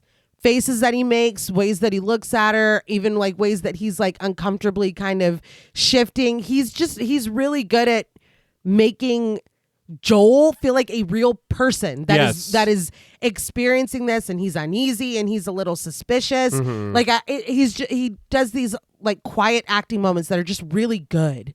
Yeah, he's just too willing to help. He has a soft spot. He does. He does. You can tell. Peering closer on the computer screen, Joel asks what something is. He clicks on it and winces, turning his face away and muttering, "Fuck." Of course, Rose wants to know what it is. Joel says that it's a picture of the scene, and Rose demands to see. Joel denies her, saying that she doesn't want to see it and reminding her that it's evidence. But when she just snatches the computer away, he relents, or just, have at it. Rose gasps when she lays eyes on the photo of Angela Powell, played by Ann Schmalz again. She is slumped in a corner, her face gray, the walls around her and her clothing streaked with blood. Her eyes are gouged out. When Rose reacts fearfully, Joel points out that he told her it was gross. Sniffling, Rose puts the laptop to the side and gets to her feet. She tells Joel that this time she wants him to do the same search he did on Gabriel, but to do it on Angela. Joel demands that she tell him now what this is about. Rose tells Joel that he said he wouldn't ask her any questions, but he corrects her. She said that he wouldn't ask any questions. I'm like, dude, you can't do that. Yeah. She just tells Joel that she needs his help. When she whispers a sincere please, Joel is hesitant, but he can't help but do what she asks. He types into his laptop and is puzzled with the results. He says that there was another report 4 days before her death. He adds that it's a weird coincidence. She was also interviewed about a suicide. Rose goes back to the couch and sits directly next to him, causing Joel to look over at her, but she doesn't notice. She's looking at a video on the screen, and when she asks about it, Joel tells her that it's security footage. She implores him to put it on, but he assures her, slightly annoyed, that it's already loading. We watch the footage with them. At a gas station, Angela Powell is looking down at her phone as she gasses up her vehicle. A man crosses the parking lot, but when he sees her, he pauses. After a lingering look, he goes to the back of a work truck and plucks out a pair of hedging shears. He walks over to Angela, who finally looks up from her phone. He raises the shears up high before plunging them into his own chest. Blood explodes from him, painting the hood of Angela's car. She cowers against the pump, backing away from the man who promptly collapses to the ground, dead. Real quick, before we go on. All right. Why the fuck was he holding the laptop like that with his hand right at... Dude, there is something with movies where people just have a lack of respect for their laptops. That's crazy as fuck. Like they didn't pay for it. Yeah. Yeah, clearly. It's frustrating. Yeah. But no, I understand. Yeah. Okay. Sorry. No, you're good. I was, it's so funny. I thought it as I was watching it, but I didn't write that down. I think we all thought it. I was like, God damn, dude. Yeah. But this video is unbelievable. Yeah. And all it's doing is just creating this lore and this chain reaction of everything. How far back are we actually going? Yeah. It's creating more questions than answers, which I love sometimes. Oh, yeah. But I do... When they're answered. Exactly, yes. But I do like that. I like this aspect of like a chain letter situation, like I said at the top. Mm-hmm. It's something that is very intriguing to me, and it's like going down a rabbit hole. Yeah. And you know that all this is doing is just piquing the interest of Joel. I think that also how striking the video is to watch. Yeah. And I will say we do discover something in a moment that does lend to all the stuff that we've seen already. Mm-hmm. I feel like maybe that should have been more for us than somebody just telling it. But Yeah. I do like this section. Yeah. Yeah. Joel and Rose react in horror and disgust, and Joel points out that his day was going just fine. Rose tells him to rewind it, and he's in disbelief, but he does it anyway. We watch as the man gets back up, takes the shears out of his chest, the blood pools back from the hood, and he walks backwards to the truck. Rose tells Joel to pause it, and he does, just as the man is taking the shears out of the truck bed. With the footage frozen, we see the wide smile on his face, and Joel asks, "Is he smiling?" Thought he might be.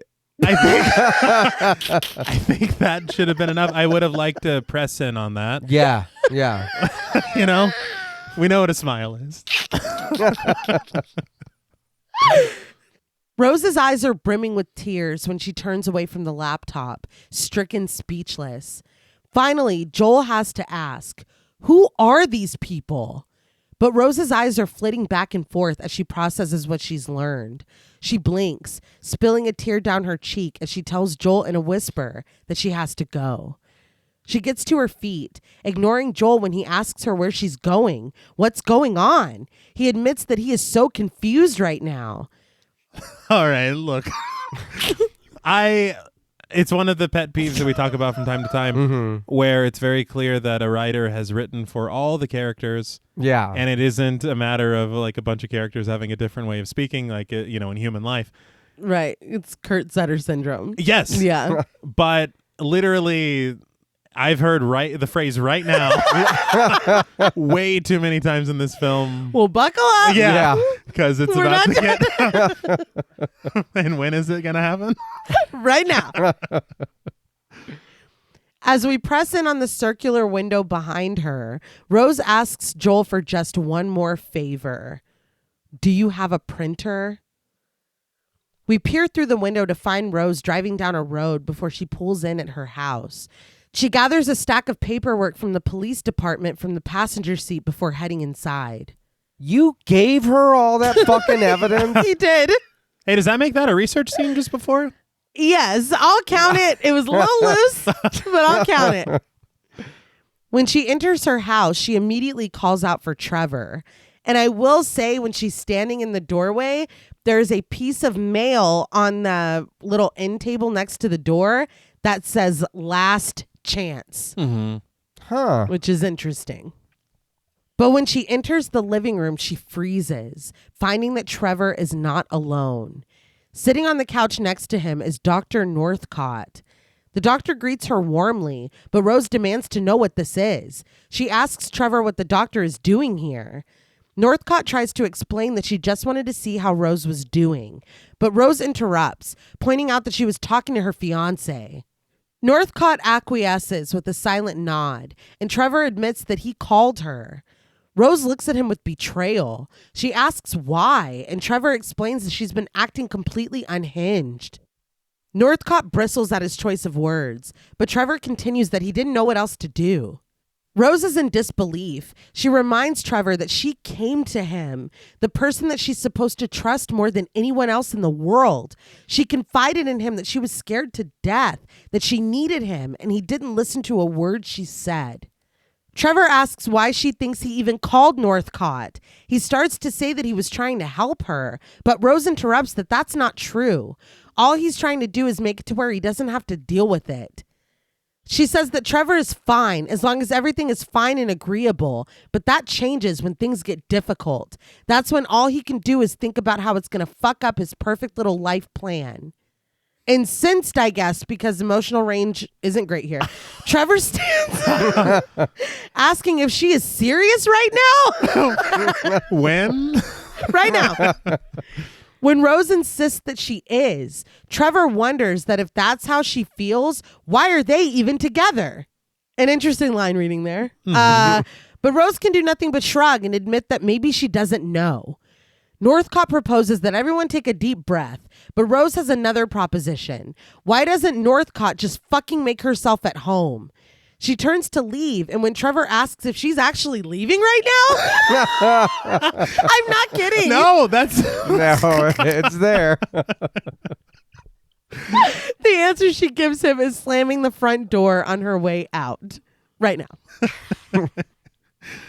We cut to her frantically ringing the doorbell of another house and knocking on the door. When it opens, Greg greets her, wanting to know what she's doing here. Rose wants to see her sister, but Greg warns that he doesn't think that's a good idea. When she demands that Greg let her talk to her fucking sister, Greg is like, "You're really going to come over here and talk to me like that?" That did make me laugh because it's like, dude, this is my house. But Holly is hovering behind him, and Rose calls out to her, asking if they can talk for just 1 second. Again, Greg cautions that he doesn't think this is such a good idea, but Holly looks sadly at her sister. She tells her husband that it's fine, and when he continues to protest, she tells him to go the fuck inside, and go the fuck inside he does. Rose anxiously prepares herself, and Holly is hesitant when she asks how she is. But Rose assures her that she's got it figured out now. Her eyes are open. She's been cursed. Now, I feel like this wasn't the way to start this. Nope. No, we often talk about this. Yeah, it's the delivery. Mm-hmm. Holly is like, okay. She closes the front door and crosses her arms as Rose continues. Or she's wrapped up in a curse. She got it from her patient. When the patient died, she transferred it to Rose. Now she's being threatened by an entity. Holly repeats these last words with an uneasy nod, but Rose insists it's what killed Mustache, and it was at the party yesterday too, but Holly just couldn't see it. Nobody can see it except for Rose. And you really realize how quickly all of this is happening when she says the party yesterday. Yeah. But I mean, you think about it, the same thing with Laura. Yes. Yeah. And Munoz. Yes. Holly whispers, "Jesus Christ." And Rose concedes that she knows it's hard to believe. It was even hard for her to believe at first, but she wants her to look at something. She presents her with the crime scene photo of Angela Powell, slumped in a corner with her eyes gouged out. Again, we talk about the delivery. Yes. Start with the police reports. Start with Laura. She's like, go look at back this shit. Yes, like, dude, don't fucking shock jock me. Like God damn. Holly's eyes bulge in horror and she shoves the file away, demanding to know why the fuck Rose has that. But Rose explains that this is evidence that it happened to other people and they're all dead, and now she's going to be next. Holly puts her foot down. She tells her sister that curses aren't real, and her voice wavers when she suggests that Rose is having a breakdown. Rose denies this and says that Holly just isn't hearing her, but starting to cry now. Holly points out that this is exactly what happened to their mom, and Rose sounds just like her. This hits Rose, and after taking a moment for the words to wash over her, she fires back with a few of her own. And how the fuck would you know that? Holly is taken aback, but Rose reminds her that she was never around when their mother got bad. She wonders where the fuck Holly was when their mom died. But Holly points out that because she's older, she got the worst of their mother. She had to leave the house. It was the only way she could survive. Crying, she says that she's sorry that she left Rose alone and that she was the one to find her. She knows that it fucked Rose up and it's not fair, but she's tried so hard to move on with her life and leave all of that behind her. Rose starts to cry too when Holly confronts her with the fact that she can't accept that their mother lost her mind and took her own life. Rose has let it define her whole life, and she wants to punish Holly because she doesn't want to do the same thing. But Rose counters that she's trying to help people instead of being like Holly, a fucking stay-at-home PTA housewife that lives in her own self-centered, smug little bubble. With the words between them, the sisters stand in a stunned silence. In a whisper, Rose admits that she doesn't know why she said that, but Holly is done. She steps back toward the front door, refusing to do this with Rose. She tells her that she's traumatized Jackson, and Holly can't have her around when she's like this. Holly walks inside and closes the door behind her, leaving Rose alone on the porch, soaking in the aftermath of the disastrous conversation. With nothing left to do, she heads back to her car and slams the door. Rose closes her eyes and tries to steady her breathing, but out of focus through her window, Holly comes out of the house. She briskly heads down the walkway to the car and knocks on Holly's window. The only thing in view is her pink sweater when Rose opens her eyes and gasps. She says her sister's name, but Holly suddenly braces herself, planting both hands on Rose's window. Her head drops into frame at the end of an unnatural elastic neck, hanging upside down, her blonde hair falling in a curtain and a smile on her upside down lips. Rose screams, but when we see from outside the car, there is no one there. She continues to scream and sob, banging on the steering wheel in front of her, and we pan out to see that Jackson is watching her fearfully from his window. Jackson shouldn't have to see that. Jackson No. should have been told to go Yeah. somewhere Yeah. deep in the house. Oh, no, yeah. Very wild to me. Where's his father? Yeah, no. Greg's pouting. Told me to go fuck inside. I'm gonna be honest. I did like the little head drop thing. I was like, that's pretty cool. My only problem with what's going on here, I don't like the mom was crazy, so you're crazy thing. It's Yeah. like, dude, come on, really? That's what it is. And I mean, I know we figure out some lore later or whatever in the story, but I feel like that's kind of shitty of you to put that on me or kind of say that. That's, you know what I mean? If we both went through that and we both, of course, have different experiences because we're different people, but you understand what I went through. I know what you went through. That's really how you're going to come at me, dude? Like, even if we don't like each other, I'm clearly here for help. Yeah. And It's you're rough. Yeah, you're just like, you're never going to see me again. Uh-huh. Yeah. And I don't think we do. Nope.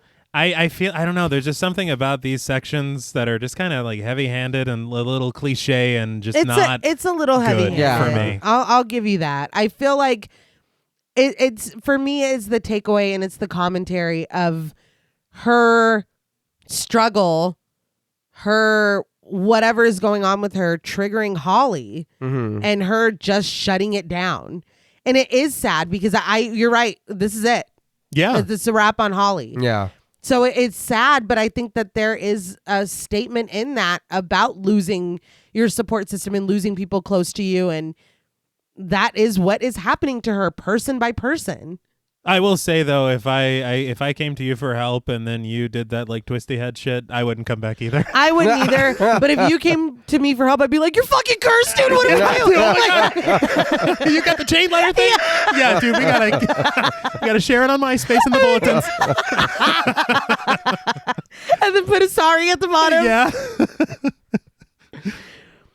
But we drop from the blue and red neon of a diner's sign to find Rose sitting in the parking lot. It's night now, and the lights above bathe Rose, her vehicle, and the parking lot in a red light, technically making Smile 2022 a Giallo film. I'm exhausted. I knew when I seen the red light. I was like, afraid. Oh, no. I was like, please let Nate just be distracted by this delicious all-American diner. Because I know I am. It's so funny that you said that because as I was writing this one, I was like, I wonder if they see it. When they're taking their notes and they're like, this bitch. I was just crossing my fingers. Just trying to keep y'all educated.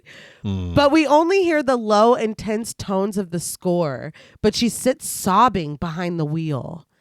Suddenly, we cut to her absolutely fucking up a burger and onion rings, and now I'm hungry. Yeah, I know. It looked really good. I get it. What is this for? I don't know. No, I will say we're the suggestible type when it comes to that stuff. Yeah. I did hear on commentary that she did not eat lunch that day on purpose. This took 3 takes to do, so I Wow. guess Parker Finn really wanted it. Okay. But I was thinking the same thing. I was like, dude, we're even going, no pun intended, we're going ham on the sound design. Yeah. Yeah. Like we're making it like with fucking Foley work to make sure that this sandwich sounds delicious. Yeah. And it did. It did. It did. But what is it? Yeah. Why is it Yeah, here? I- She's worked up an appetite. She needs fuel to get through the rest of this film. Right. But she sets her food to the side when her phone rings. It's Joel, strolling through a parking lot and demanding to know why Rose didn't tell him about her patient's connection to the other victims. Rose is confused, but Joel explains that he kept digging even after she left. He's found 20 cases with 19 suicide victims with a direct line, linking them all together. And he's disturbed by the things these people are doing to themselves. Rose points out that he said 20 cases, but only 19 suicides. But Joel says that one of the cases mixes up the pattern. An accountant named Robert Talley. His business partner died by suicide in front of him. Then 4 days later, Talley murdered a woman he never met before out of the blue. But a week later, the key eyewitness to the murder died by suicide, and the pattern resumed. Rose understands this to mean that Robert Talley is still alive, and Joel confirms this. He's sitting and holding an Altoona. Rose knows that she has to talk to him. I know that this film is very long as it is, Mm-hmm. A little bit. but I feel like maybe just a moment of seeing Joel do a little bit of research. Yeah. See, I'll be honest, I did feel, that's why I begrudgingly gave that other one a research scene, because I felt very robbed of the Okay. research scene Yeah. that Joel apparently went on. Yeah, Mhm. that's fair. I was like, come on, man, I wanted to be there for that. But we cut to Joel's car where he drives them across the bridge. Rose watches him from the passenger seat expectantly, and when she asks him to say something, he assures her that he will. He just needs a second. He was expecting her to say that this was some kind of cult or blackmail scheme. But this? He stammers before sighing and reasoning that they can put aside the possibility that this evil force could even exist. He clarifies that what she's saying is that this thing is jumping around from person to person, causing them to kill themselves. I will say, I loved the mirroring of this moment where she had this exact conversation with Trevor, sitting in the passenger seat of his car, saying, will you please say something? And he's like, the fuck do you want me to say? Yeah. Mirroring this with Joel and him being like, I am processing this. I'm hearing what you said. Yes. Give me just a minute. It worked so well for me. And I feel like maybe it could be construed as like heavy-handed because it is literally the same thing happening with these two love interests in this film. Right. But I appreciated it because enough time has passed And I feel like this is what I wanted from Trevor. This is the reaction I wanted when she's like, please listen to me. Mm-hmm. And he's like, I can fucking do this right now. Right now. I think I appreciated it less as a parallel, more just me wanting Rose to have someone. Yeah. You know? And it does come at a moment where she's got no one. Mm-hmm. She can't trust her doctor. She can't go back to work. Her fiance is a fucking dick. Yeah. Her sister just slammed the door in her face.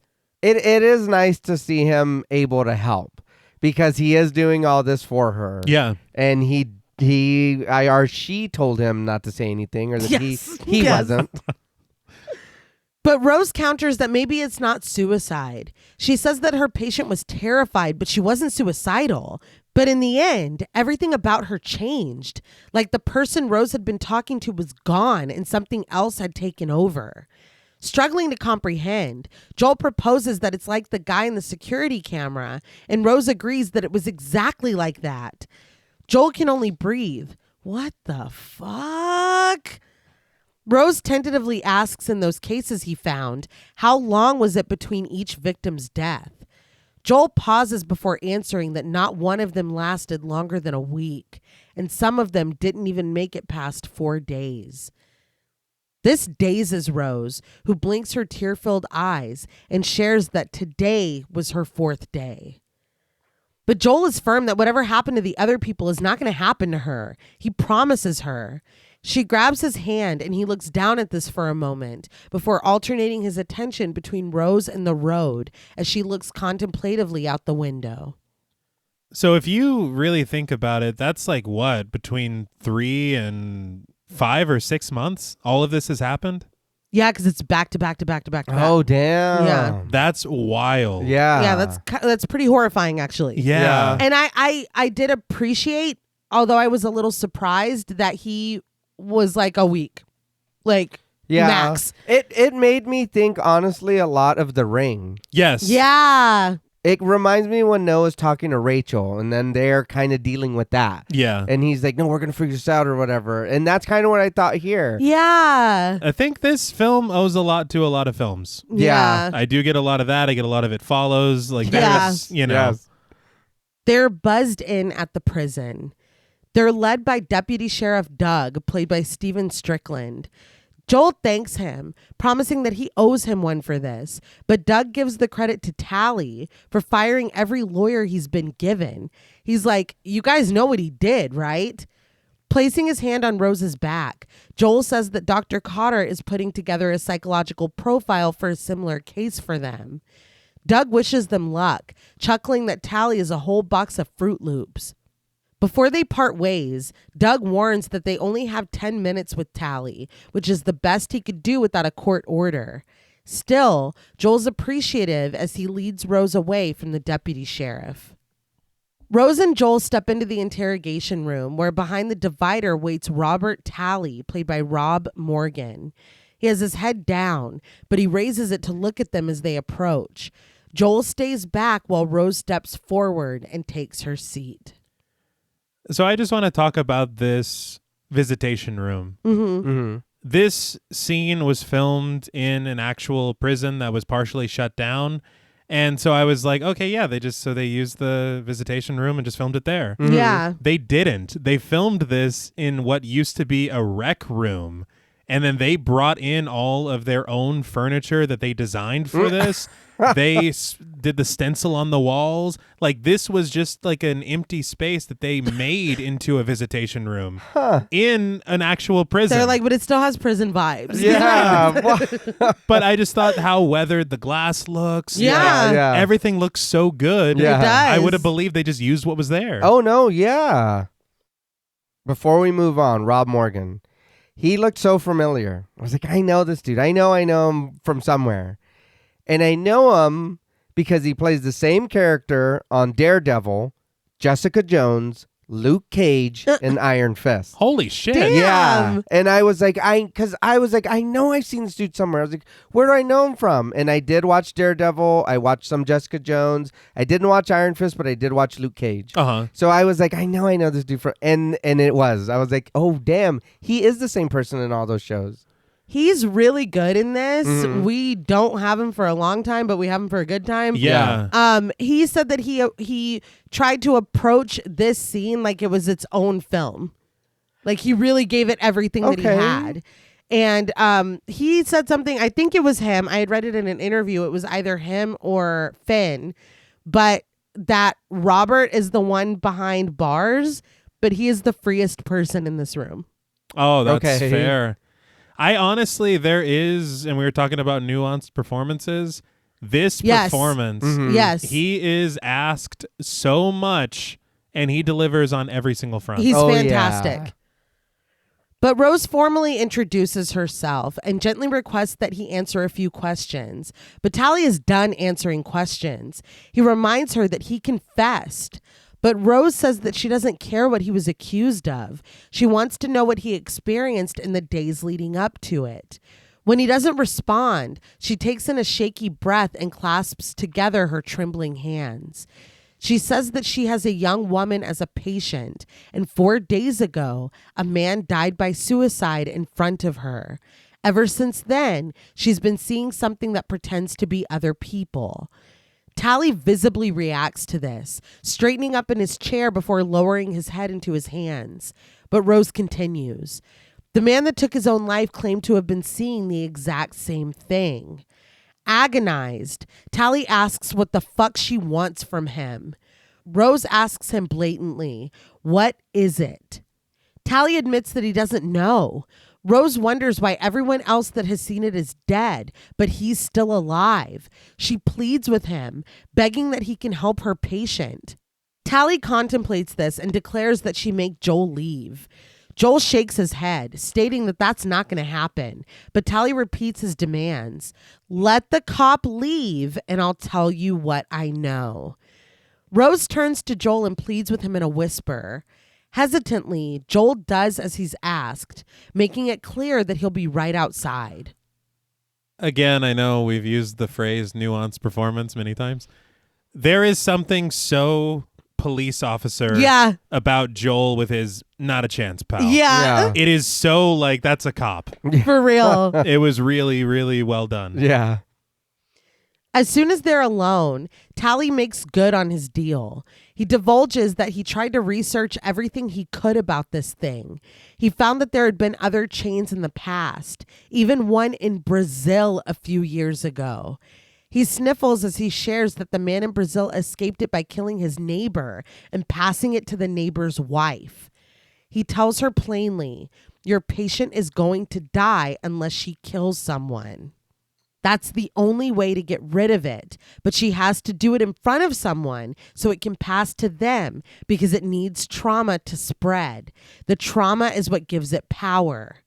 He says that Rose's patient needs to make it count. She has to use some kind of weapon and make the biggest mess she can.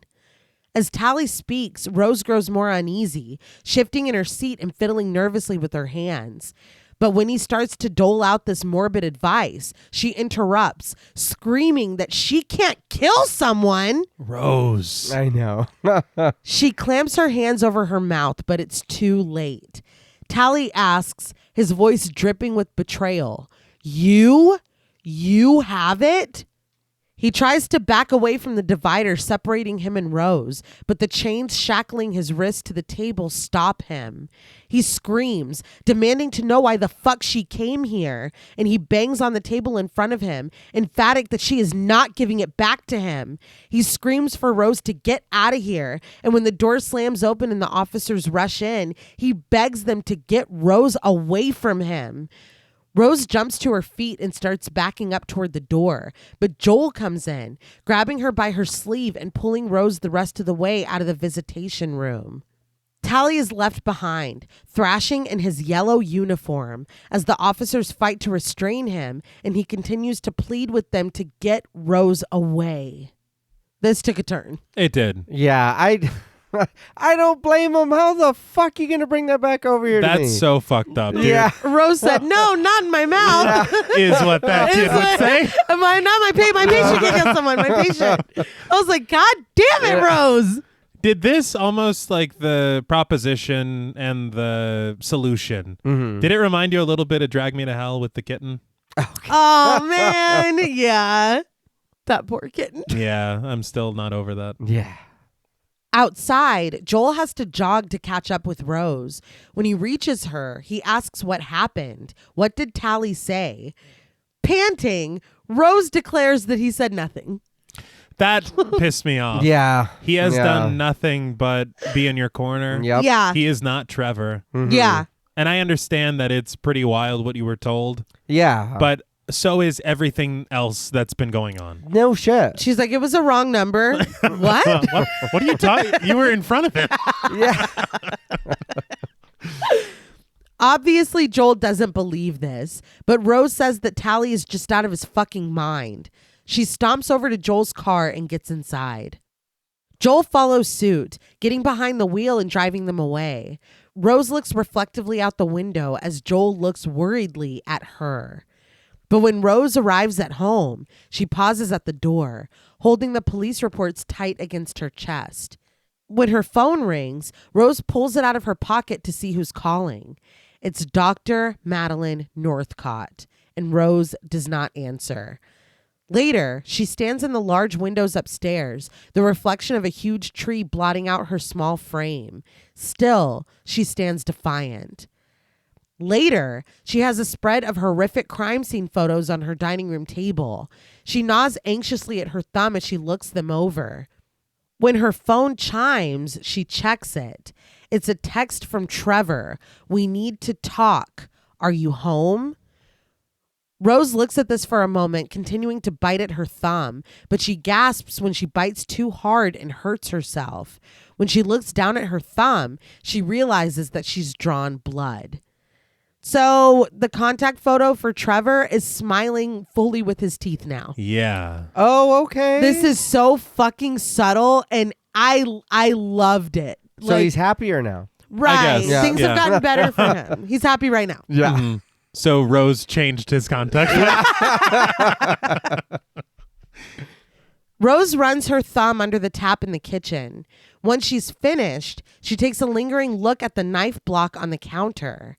Hesitantly, she reaches out for it, and her hand is trembling when she pulls one up. But she lets it go when the doorbell rings, startling her. She can see through the dining room window that it's Dr. Northcott on her porch. Northcott sees her too and offers a small wave. Rose immediately rushes to the table and gathers up the crime scene photos before opening the door. When she asks the doctor what she's doing here, Northcott offers an apology if Rose felt ambushed yesterday. She admits that it was the wrong approach.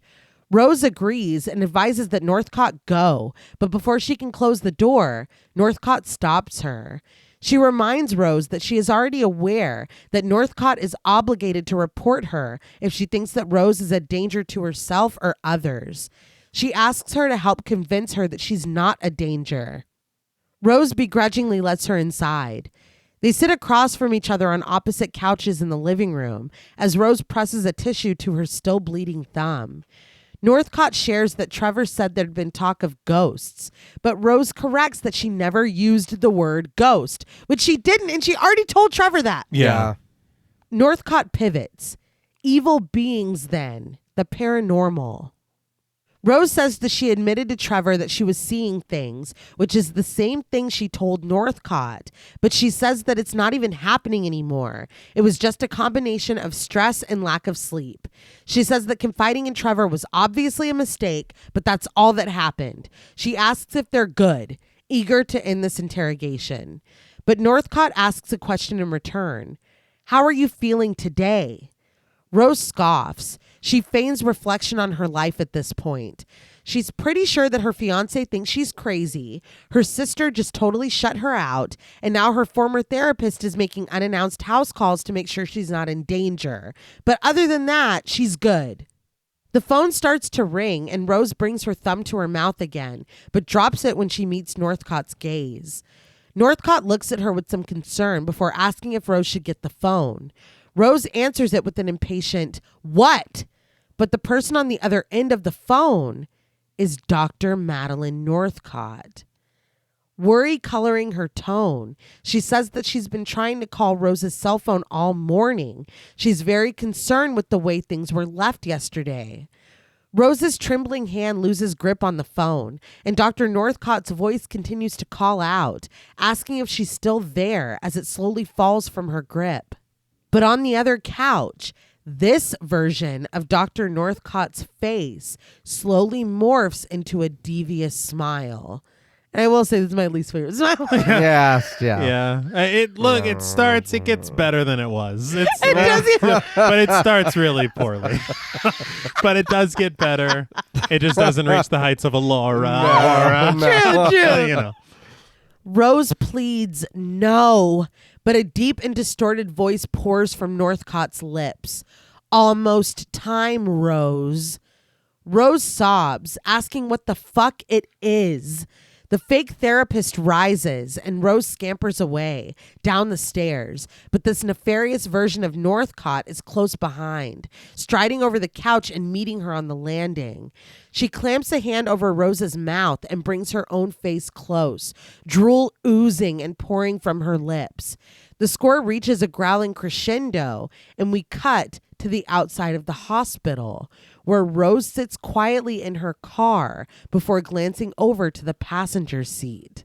So I just have to go on record and say I don't like anything that we just saw Yeah. Okay. in the preceding scene. I don't understand why we're referencing Alien 3 with Ripley cowering from the xenomorph. I can maybe shed some light in a minute. Okay. Why there's an Easter egg for Alien. Okay, please help me. Yeah. But is it because is there a little smile in the alien's mouth? Yeah. That little alien was so happy. But I think that what they did earlier with the security call was basically the same scare that we just had here, just a lot more blatant and explicit this time around. Yeah. I think it was much more successful for me the first time where it was this fake out. It's the same basic bear that we're dealing with here. It is. I'll be honest. I don't mind any of it until Northcott gets her. And then we cut to her in the car. And that's very strange too. Like we're just Yeah. throwing that away. That I don't really like, because I feel like it's almost like an It Follows where we're trying to get away from it. Yeah. And so the fact that you were caught, I thought that was kind of the end of this section of the film, and we were about to launch into something where she is caught or where she's part of this, because one of Munoz's drawings was like a bunch of spirits or a bunch of something comprising that shadowy figure. Yeah. So I'm like, is she going to be in some kind of hive? But it's like, oh no, we're still running. We're still going through this. But I think it's because you also had that warning of almost time, Rose. Not time yet. Yeah. I'm just here to fuck with you a little bit. Don't like it. No, it for me it doesn't work because I don't, and maybe it's just me, I don't like this thing warning me about my time. Also, You know what I mean? It's very weird that was a you're little playful. Yeah, that it's that. It's not a Freddy situation. If it is, then let's dabble in that. Let's do the dream world stuff. Let's whatever. But it is very weird that you're warning me. Mm-hmm. You know what I mean? And then the cut does make it seem very like, oh, just forget what we saw. That was just to kind of scare you or to let you know. Oh, okay. Yeah. Like I came prepared to defend this a lot because I like this movie a lot, but I didn't care for that. That part I didn't love. And honestly, the more that you say it, it really is the warning that does make it even less scary. Yeah, it's weird. It's a lot scarier when it's like, are you sure you didn't let something in the house? That's fucking like goosebumps. Yeah, that was definitely scarier. But on the passenger seat next to the police reports is a large knife from her kitchen. Rose takes it and slides it up the sleeve of her coat as the strange score mounts. But when she gets out of the car, the score stops with the slamming of the door. Rose goes inside and uses her ID to access her floor. The sounds around her are muffled as she turns away from the officers and steps into the pink hallway. But Wanda calls out to her, asking, isn't she supposed to be on leave? Rose offers an unconvincing smile and gives the excuse that she's just grabbing something from her office. She continues down the hall, pausing at the doorway of one of the patient rooms. She steps inside, and sitting on the bed with his back to her, disheveled and dazed, is Carl. He slowly turns to look at her, and she greets him in a shaky whisper. Carl is immediately horrified. He jumps up and backs up against the wall, repeating, "No, no, no, no." Still, Rose enters the room, assuring him that it's okay and trying to shush him. But Carl's cries of denial grow louder and louder, and he backs away from Rose until he's cowering in the corner of the room. Rose is like, shh, shh, shut the fuck up. Carl is screaming, but he goes quiet when Dr. Desai appears in the doorway, calling out to Rose in a shocked tone. He asks what she's doing here, and breathless, Rose admits that she doesn't know. Carl is frantic, muttering to himself in the corner. Desai takes a step closer, reminding Rose that she can't be around patients. But this is when she unsheathes the knife from her sleeve. She turns around and plunges it right into Carl's heart. Carl cries out at the impact, but the two just look at each other. The score is disjointed and frantic when Rose slides the blade out of Carl's chest and stabs it back in. Carl smiles at her. Rose takes it out and stabs him in the stomach again and again, crying out with each jab, and Carl cries out with her, mockingly. He smiles, his teeth stained red with his own blood. Dr. Desai screams from the doorway, bringing his hands to his face in horror, but he slowly peels his fucking face off, revealing a screaming network of muscle underneath. Rose shrieks. What the fuck? This is fucking insane. And that's when she wakes up in the parking lot, still behind the wheel of her car. And thank God, because this really escalated to staggering heights. It Yeah. did. I know this is a bad dream. This is fucking crazy, but that was very funny. Yeah. It was bad enough with the reactions to the stabbing and everything happening there, but when we turn and he's ripping his fucking face off. I can't deal with this right I now. was like, yeah. He's like, I can't even look at this right now. Just peels his face off. because Yeah. he's like going with the beat of her stabbing. Yeah. And he's like twerking his front side with it. It's like, what the hell? It's like, what are you doing? What is happening in this room? But watching him peel his face off, I want to talk about the effects for a moment. Okay. Alec Gillis and Thomas Woodruffer Jr. did practical effects for the film. They've done work on Death Becomes Her, Terminator, It Chapters 1 and 2, Annabelle, The Nun, funnily enough, Tremors. Hey. Okay. Is this Amalgamated Dynamics? Yes. Fuck yeah. Yes. I remember. But it was their work on Aliens Oh. and Pumpkinhead that Parker Finn was obsessed with as a child.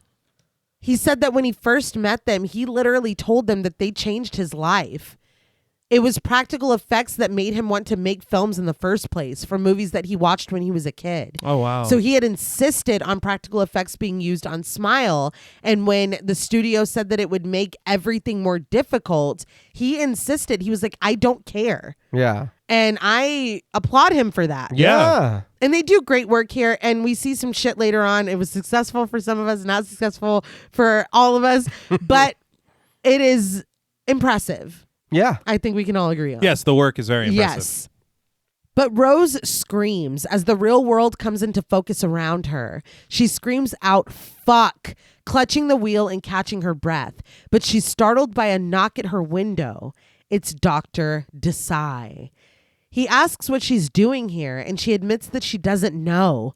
As she stammers for words, Desai proposes that they go outside and talk. Rose refuses this immediately, but Desai cautions that he doesn't think she should be alone right now. Rose, though, is adamant that she needs to be alone. Saying these words out loud dawns something within her. I need to be alone. She realizes something. She pulls on her seatbelt and apologizes to Dr. Desai for having to leave. But Desai looks over and sees the knife in her passenger seat. His eyes widen in alarm, and he says again that she shouldn't go anywhere. He tells her to just relax and he'll make a phone call. But when she looks up at Desai, it's Carl now, grinning ghoulishly as dark blood pours from his lips. Rose screams and pulls away, ignoring Desai's pleas for her to stay. I did want to point out in that dream sequence where he rips his own face off, he's wearing a patterned tie and it's yellow. Oh. When he knocks on her window and is speaking with her right now, he's wearing the same patterned tie, but it's green. Huh. And that Chef's kiss. I think that is so fucking cool. That is. Using yellow to denote these moments of some bad shit is about to go down. Mhm. Yeah. But she speeds down a country road, and when Joel calls her, she answers. Joel is frantic, reporting that he just saw an APB go out for Rose, saying that she's dangerous. I was like, oh my God. He went right to his office. He called the police immediately. He asks her what the fuck happened. Rose says that she knows what she needs to do. This thing needs a victim to pass on to in order to survive. But if there's no one there, there's no one it can pass to. As long as she's alone, she can deprive it of what it needs. Joel says that avoiding people forever doesn't make any sense, but Rose declares that she's not going to keep running. She's got to face it.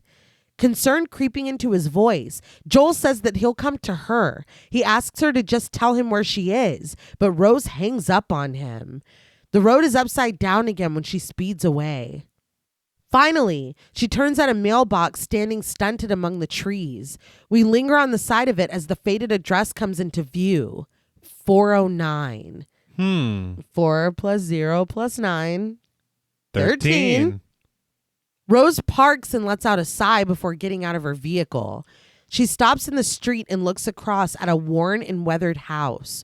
We linger on the home, sullied with its splintered wood and poisoned memories. But behind Rose in her car, her phone lights up with an incoming call from Joel. She leaves the phone and her car behind, though, and uneasy music begins to build as she walks up the path to the front door. She pulls the keys from her pocket as we pull back from her, melting through the diamond-shaped window in the front door. And now we watch from inside the dark house as Rose lets herself in, unlocking the door and pushing it open on winding hinges. She takes a look around her childhood home, abandoned save for meager furniture covered in sheets. Sunlight pours in sickly through the dirty windows. Lines on the doorframe denote the rising heights of Rose and Holly over the years, and Rose pushes the creaky door open to reveal a childhood bedroom. Furniture still stands stoic despite the passage of time, but Rose's attention to the room is fleeting. Instead, she turns toward the door at the end of the hall. The wallpaper is dark and mottled, and the door is closed. She starts to walk down the hall, and we hear a faint groaning wheeze. It grows louder and louder until Rose steels herself and turns the doorknob. Then it stops. But when Rose peeks her head into the room, she's 10 years old again. Her eyes are red and puffy from crying, but we leave her and glide over the dresser, littered with its pill bottles, family photos, and cigarette-speared sandwich. We pan to Mom, who is lying on the bed, her breath rasping out of her. Her eyes are half lidded when she groggily calls out to Rose. Rose watches her, but Mom is barely able to lift up her head when she weakly asks her to please help. Her wet eyes roll unfocused as she admits to her daughter that Mommy made a mistake. She asks Rose to please call for help. But Rose continues to stand in the doorway, her hand gripping the knob, and as Mom's breathing turns wheezy, Rose shakes her head. Realizing that her daughter isn't helping her, Mom summons her strength to lift her head and cry out her name in a cracked voice. Rose flees the room, closing the door behind her. This provides some context that we did not get at the beginning. It does. And it's so fucking sad. It's very, very tragic. Mm-hmm. I appreciate on a technical level the way that we're match cutting so much Yeah. in this house. I think that the design of the house to show the age between when she was a kid and now is pretty impressive work. Yeah. We watch as the light in the room changes and the worn walls crack as present-day Rose steps into the room. She looks into it with sorrow, at its bare walls, at the ill-fated bed. Emotions swell, but she takes a deep breath, and after a reflective moment, Rose steps back into the hall, closing her mother's bedroom door behind her. Struck with an idea, she dashes to the garage. She finds a flashlight, but she's frustrated when it doesn't turn on. It was kind of funny to me that she is expected it to turn on. Yeah. I was mad when it didn't. Instead, she sets her sights on a kerosene lamp and she snatches it up, bringing it inside the house. I was a little surprised to learn on commentary that sometimes when it comes to productions, things as small as a lamp can be a pain in the ass for a production. Mm-hmm. Like, they were talking about it on commentary. They said that lighting these scenes were so fucking difficult. And they actually had 3 different lanterns that they built just for this scene. Yeah. One of them was an actual lantern that was kerosene powered, as you would expect. Yeah. One was another lamp that was made to look exactly like that first one, but was lit with an LED light. Then there was a third one that was made of rubber, and we'll learn why. Right. Yeah. But all the while, no matter what they did, the lantern they created was not enough to light these scenes. And so they had, I think it was 2 or 3 lighting technicians with light tubes built to simulate the light of a lantern. So it's just like, you know, you're watching the scene and you just see her with a lantern and you're like, yeah, okay, sure. You don't even Yeah. think about You it. have no idea Yeah. all that's behind it. Yeah. I do appreciate it because you saying that makes me think of that one episode of Game of Thrones when we couldn't Oh see my a fucking God. thing. Yeah. And I literally thought my TV had broken. They at least took the time to be like, we can make it look realistic with, you know, I appreciate it. Yeah. Sinister should have done that too. Yeah. Yeah. Make it look like we're eating dinner. You're in a kitchen. house, dude. Like, Yeah. what the fuck? But inside, Rose closes and locks all of the windows and pulls the shades closed. It's fully dark outside now, and once Rose lights the kerosene lamp, it's the only source of light inside the house, I guess besides those tubes or whatever. She carries it as she wanders through the empty house, looking around before settling down in a covered chair. Rose pulls off her coat and perches, ready. That's when she hears the whine of rusted hinges. Her focus turns to the long hallway leading to her mother's bedroom. Bravely, she picks up the kerosene lamp and uses it to light her way as she goes to investigate. It only takes stepping into the hall to realize that the door to her mother's bedroom, the door that she had firmly closed earlier, is cracked open.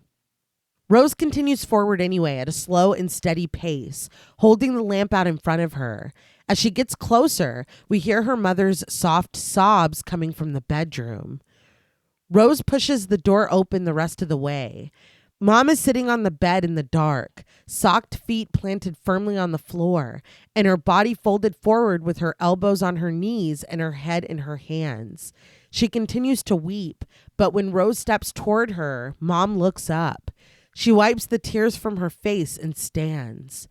Mom stands there in socks, a floral tank top, and underwear. She is dirty and her hair is mussed, but she assures Rose that it's okay. She tells her to come here, but Rose doesn't move. Mom is lit in the unnatural glow of the kerosene lamp when she tells her daughter that she is so sorry.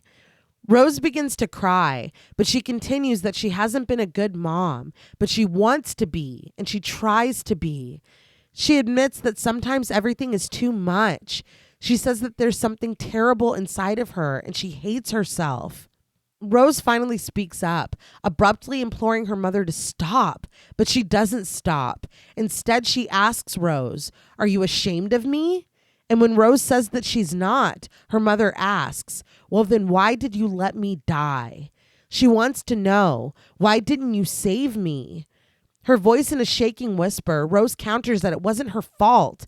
An edge creeping into her voice, Mom reminds her that she could have called for help, but she didn't. Rose begs her to stop.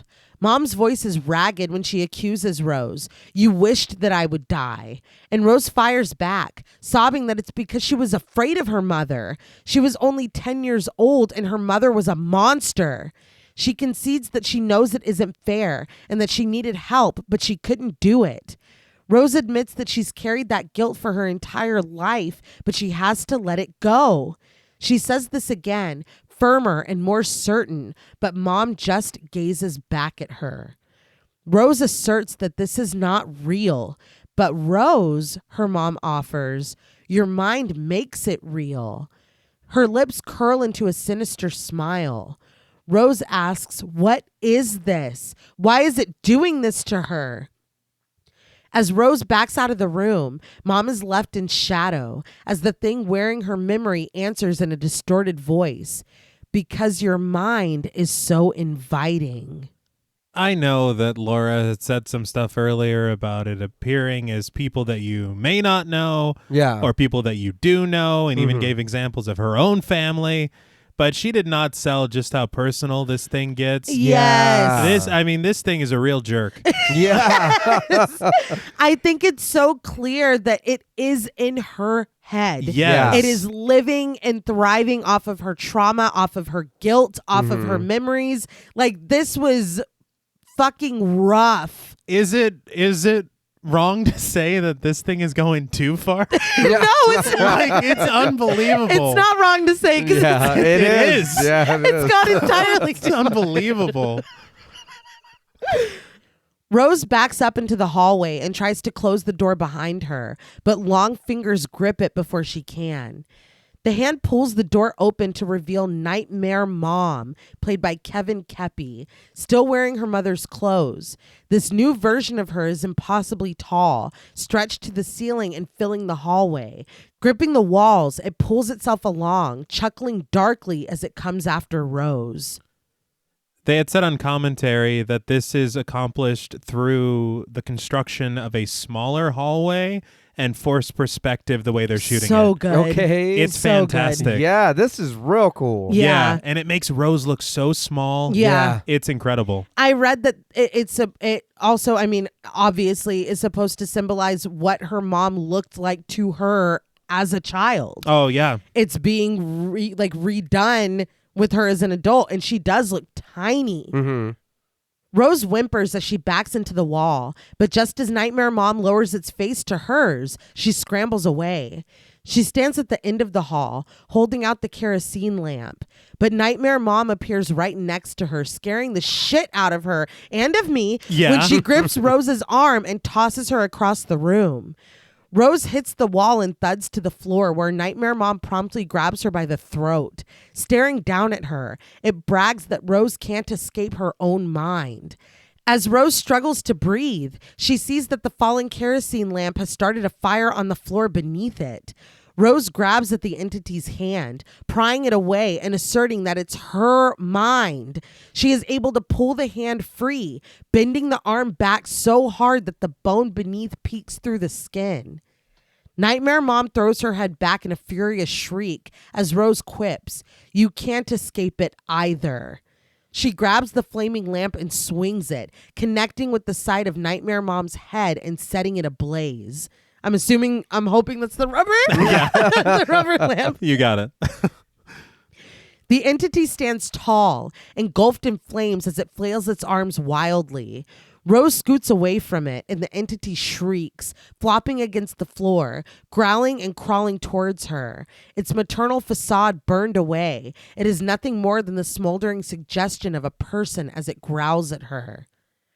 But Rose has made it to the front door. She shuts it behind her as she lets herself outside. Coughing from the smoke and stumbling from her injuries, Rose limps away from the house. The glass of the windows behind her shatter, letting out hungry flames to lick at the disheveled shelter.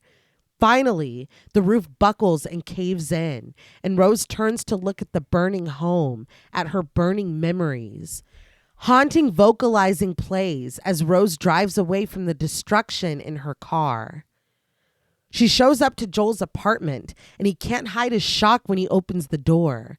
Rose is worse for wear, singed, bruised. She's clearly been through it, and when she asks if she can come in, Joel insists that she does. When he asks where she's been, all Rose can do is apologize for dragging him into her fucked up mess.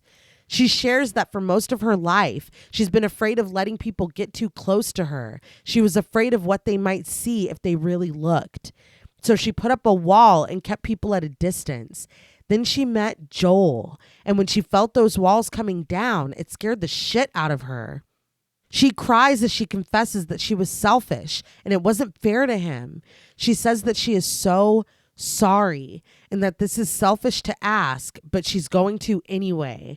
Could she just stay here and sleep? And could he stay here with her while she sleeps? She asks him please and looks at him hopefully, but Joel doesn't even have to think about it. His gaze lowered, he nods, and he tells her that of course he'll stay with her. But his voice low, he adds, I'll stay with you forever. Rose's eyes widen as Joel's brightly lit apartment dims dark around her. In the new shadow, Joel's features lift into a dark smile. He chuckles as the veins stand out in his forehead. So just the sound design of that chuckle, Yeah. it is so fucking good and deep and frightening. Yeah. This is the I was out! I was thinking the same thing. Do you think the address of the house was a clue to that? Oh, That like we're gonna be- 1408. Oh, Yeah, okay, maybe. okay. I also wanted to point out here that Joel is wearing yellow socks. Well, there you go. Oh, all right. Yeah, but this was devastating. Rose can only breathe no as she backs away from him. She glances over to the door, then back at Joel, standing solidly with his arms crossed. Her breath hitching, she crosses the room toward the door. Joel is still until he suddenly breaks into a run. Rose flees from him, throwing open the door to his apartment and running out into the front yard. She's not in the hallway of Joel's apartment building, but in the grass in front of her childhood home. When she turns to face the house, a musical sting pitches high, and we see that it's worn and old, but it's still standing. It never burned down at all. I loved this gag so much. Very much. It is accomplished practically. Yeah. They built a facade of the house and then put the set of Joel's apartment behind that Oh facade. my okay, God. okay. So you have her running out, and it's literally exactly what you see. Yeah. That was really good. I'm obsessed. I'm not going to say that I didn't expect it. Yeah. But it was very like, oh, okay, we're not done. I was fucking hoping, man. It would have been anticlimactic. I'm not going to lie, but getting that moment of her with her mom Yeah. and realizing it wasn't my fault.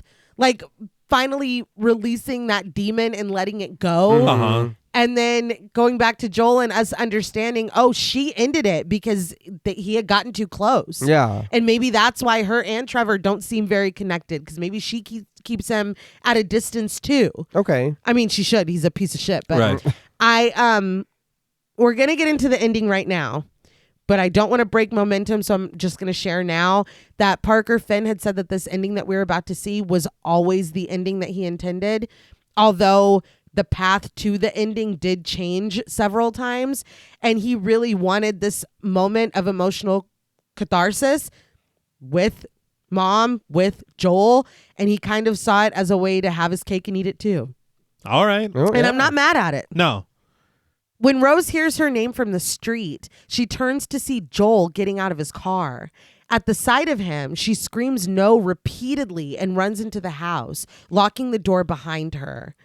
Joel bangs on the door, demanding that she let him in, but Rose stands in the light of the kerosene lamp.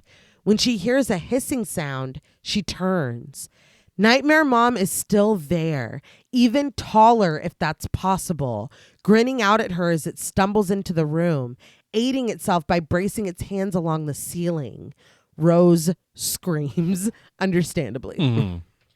Outside, this is all Joel hears. Rose's horrified screams and desperate no's, so he starts to kick down the door. But inside, Nightmare Mom's eyes bulge as she smiles down at Rose. Rose is stricken and horrified and can only watch as Nightmare Mom grabs onto her own face with her huge hands. She pulls the face off, revealing melting gore beneath, soulless eyes staring out, rows and rows of dirty, bloody, smiling teeth. This is the monstrosity, played by Marty Matulis. Its series of malformed jaws loll as it growls at Rose. So the monstrosity is a full body costume. Oh, wow. It's a full body costume. It's wild. There's just a dude in there doing Yeah. this. Like that's insane. Holy shit. Yeah. Are you saving your thoughts for later? I can tell you right now. I'm not a big fan of this creature. I respect the work that went into crafting it. Mm-hmm. I don't feel like it. Honestly, the reveal and the pulling of the face, and then it's just one sniff of that fog and you're inside out. I feel like it's almost, and it maybe this is the intention, but seeing that underneath the face of the facade of the mother, it made me laugh.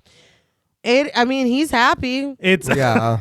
It's just I don't know if it's partially meant as like if it's supposed to be a little humorous too. Mm-hmm. The rows of teeth, the like little baby eyes. Yeah. I don't know. Maybe it is. He does use kind of dark humor throughout and that's the film. why I think that's why I'm so confused, because it to me was not scary. Yeah. Well, and the rows of teeth are like the rows of Victoria's necklace, which I thought was really cool foreshadowing. Yeah. I will agree that I don't necessarily look at this creature and feel frightened. I think it ripping itself out of this facade was creepy. I think it might have worked a little bit better if we didn't see Dr. Desai rip his face off as well. No, I needed There's been a lot of face rippings. Oh, okay. I needed them both. A lot of right nows, a lot of face rippings. But what I'm thinking when I'm looking at this is what Laura saw. Mm-hmm. Yeah. She saw it coming at her. Mm-hmm. This is what we're about to see is what was happening to her on the floor. Mm-hmm. Yeah. So it is really cool to see this moment and recontextualizing something that we saw way at the beginning.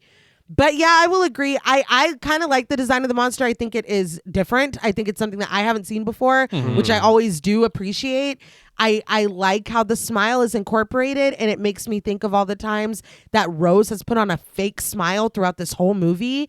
I like that it is hiding behind a facade. I like that it's feeding off of this trauma. I like so many things about it, but I will agree that I don't necessarily look at it and feel scared. And that's the thing is I don't know if you're supposed to. I don't either, but I don't. Okay. Do you remember the Tooth Child from Channel Zero? I do, yeah. I like that. Yeah. Yeah, that would have been cool too. I like this. I'm going to be honest. I don't see anything funny about this. I think that this is not what I was expecting. No. At all. Yeah, and no. Seeing it, I can understand that, but I feel like it's so gross and so different to where it's like, I'm really glad that's what this is. I would have been mad if it would have been just some thin, tall, crooked man looking thing. Right. Or it would have just been her mom, but in a distorted way. I mean, I know it is, but this is a very much larger than life entity. It does need to be bigger. It does need to be crazy. And for me, it works. And I'll be honest, I like the last about 15, 20 minutes of this movie. For me, I think it's the best of the whole movie. I really like the way this looked. I don't know what it was, but I was like, and it might be what we're fixing to see. I love the reveal, and I love what's about to happen. Right. The visual of it. Yeah. I do agree. I don't necessarily feel scared looking at this thing, but I am disgusted by it. And I think that it is cool that it can take the form of so many things, but it is its own thing. This is what the fuck it looks like, no matter what it is choosing to appear as to you, no matter whose skin it is choosing to wear. This thing looks like that, and that is fucking wild. That this is the thing that's been chasing her this whole movie. Yeah. This is the thing causing all this havoc with Munoz and Laura and Angela Powell and what's his name, Tally at the prison. Yeah. It's this guy. That is wild. He's the culprit? He's the culprit. Red-handed and bodied. Yeah. And faced. But Rose is broken. She stares up at the entity, but her screaming tapers off. She falls to her knees, kneeling before it as it reaches out to her.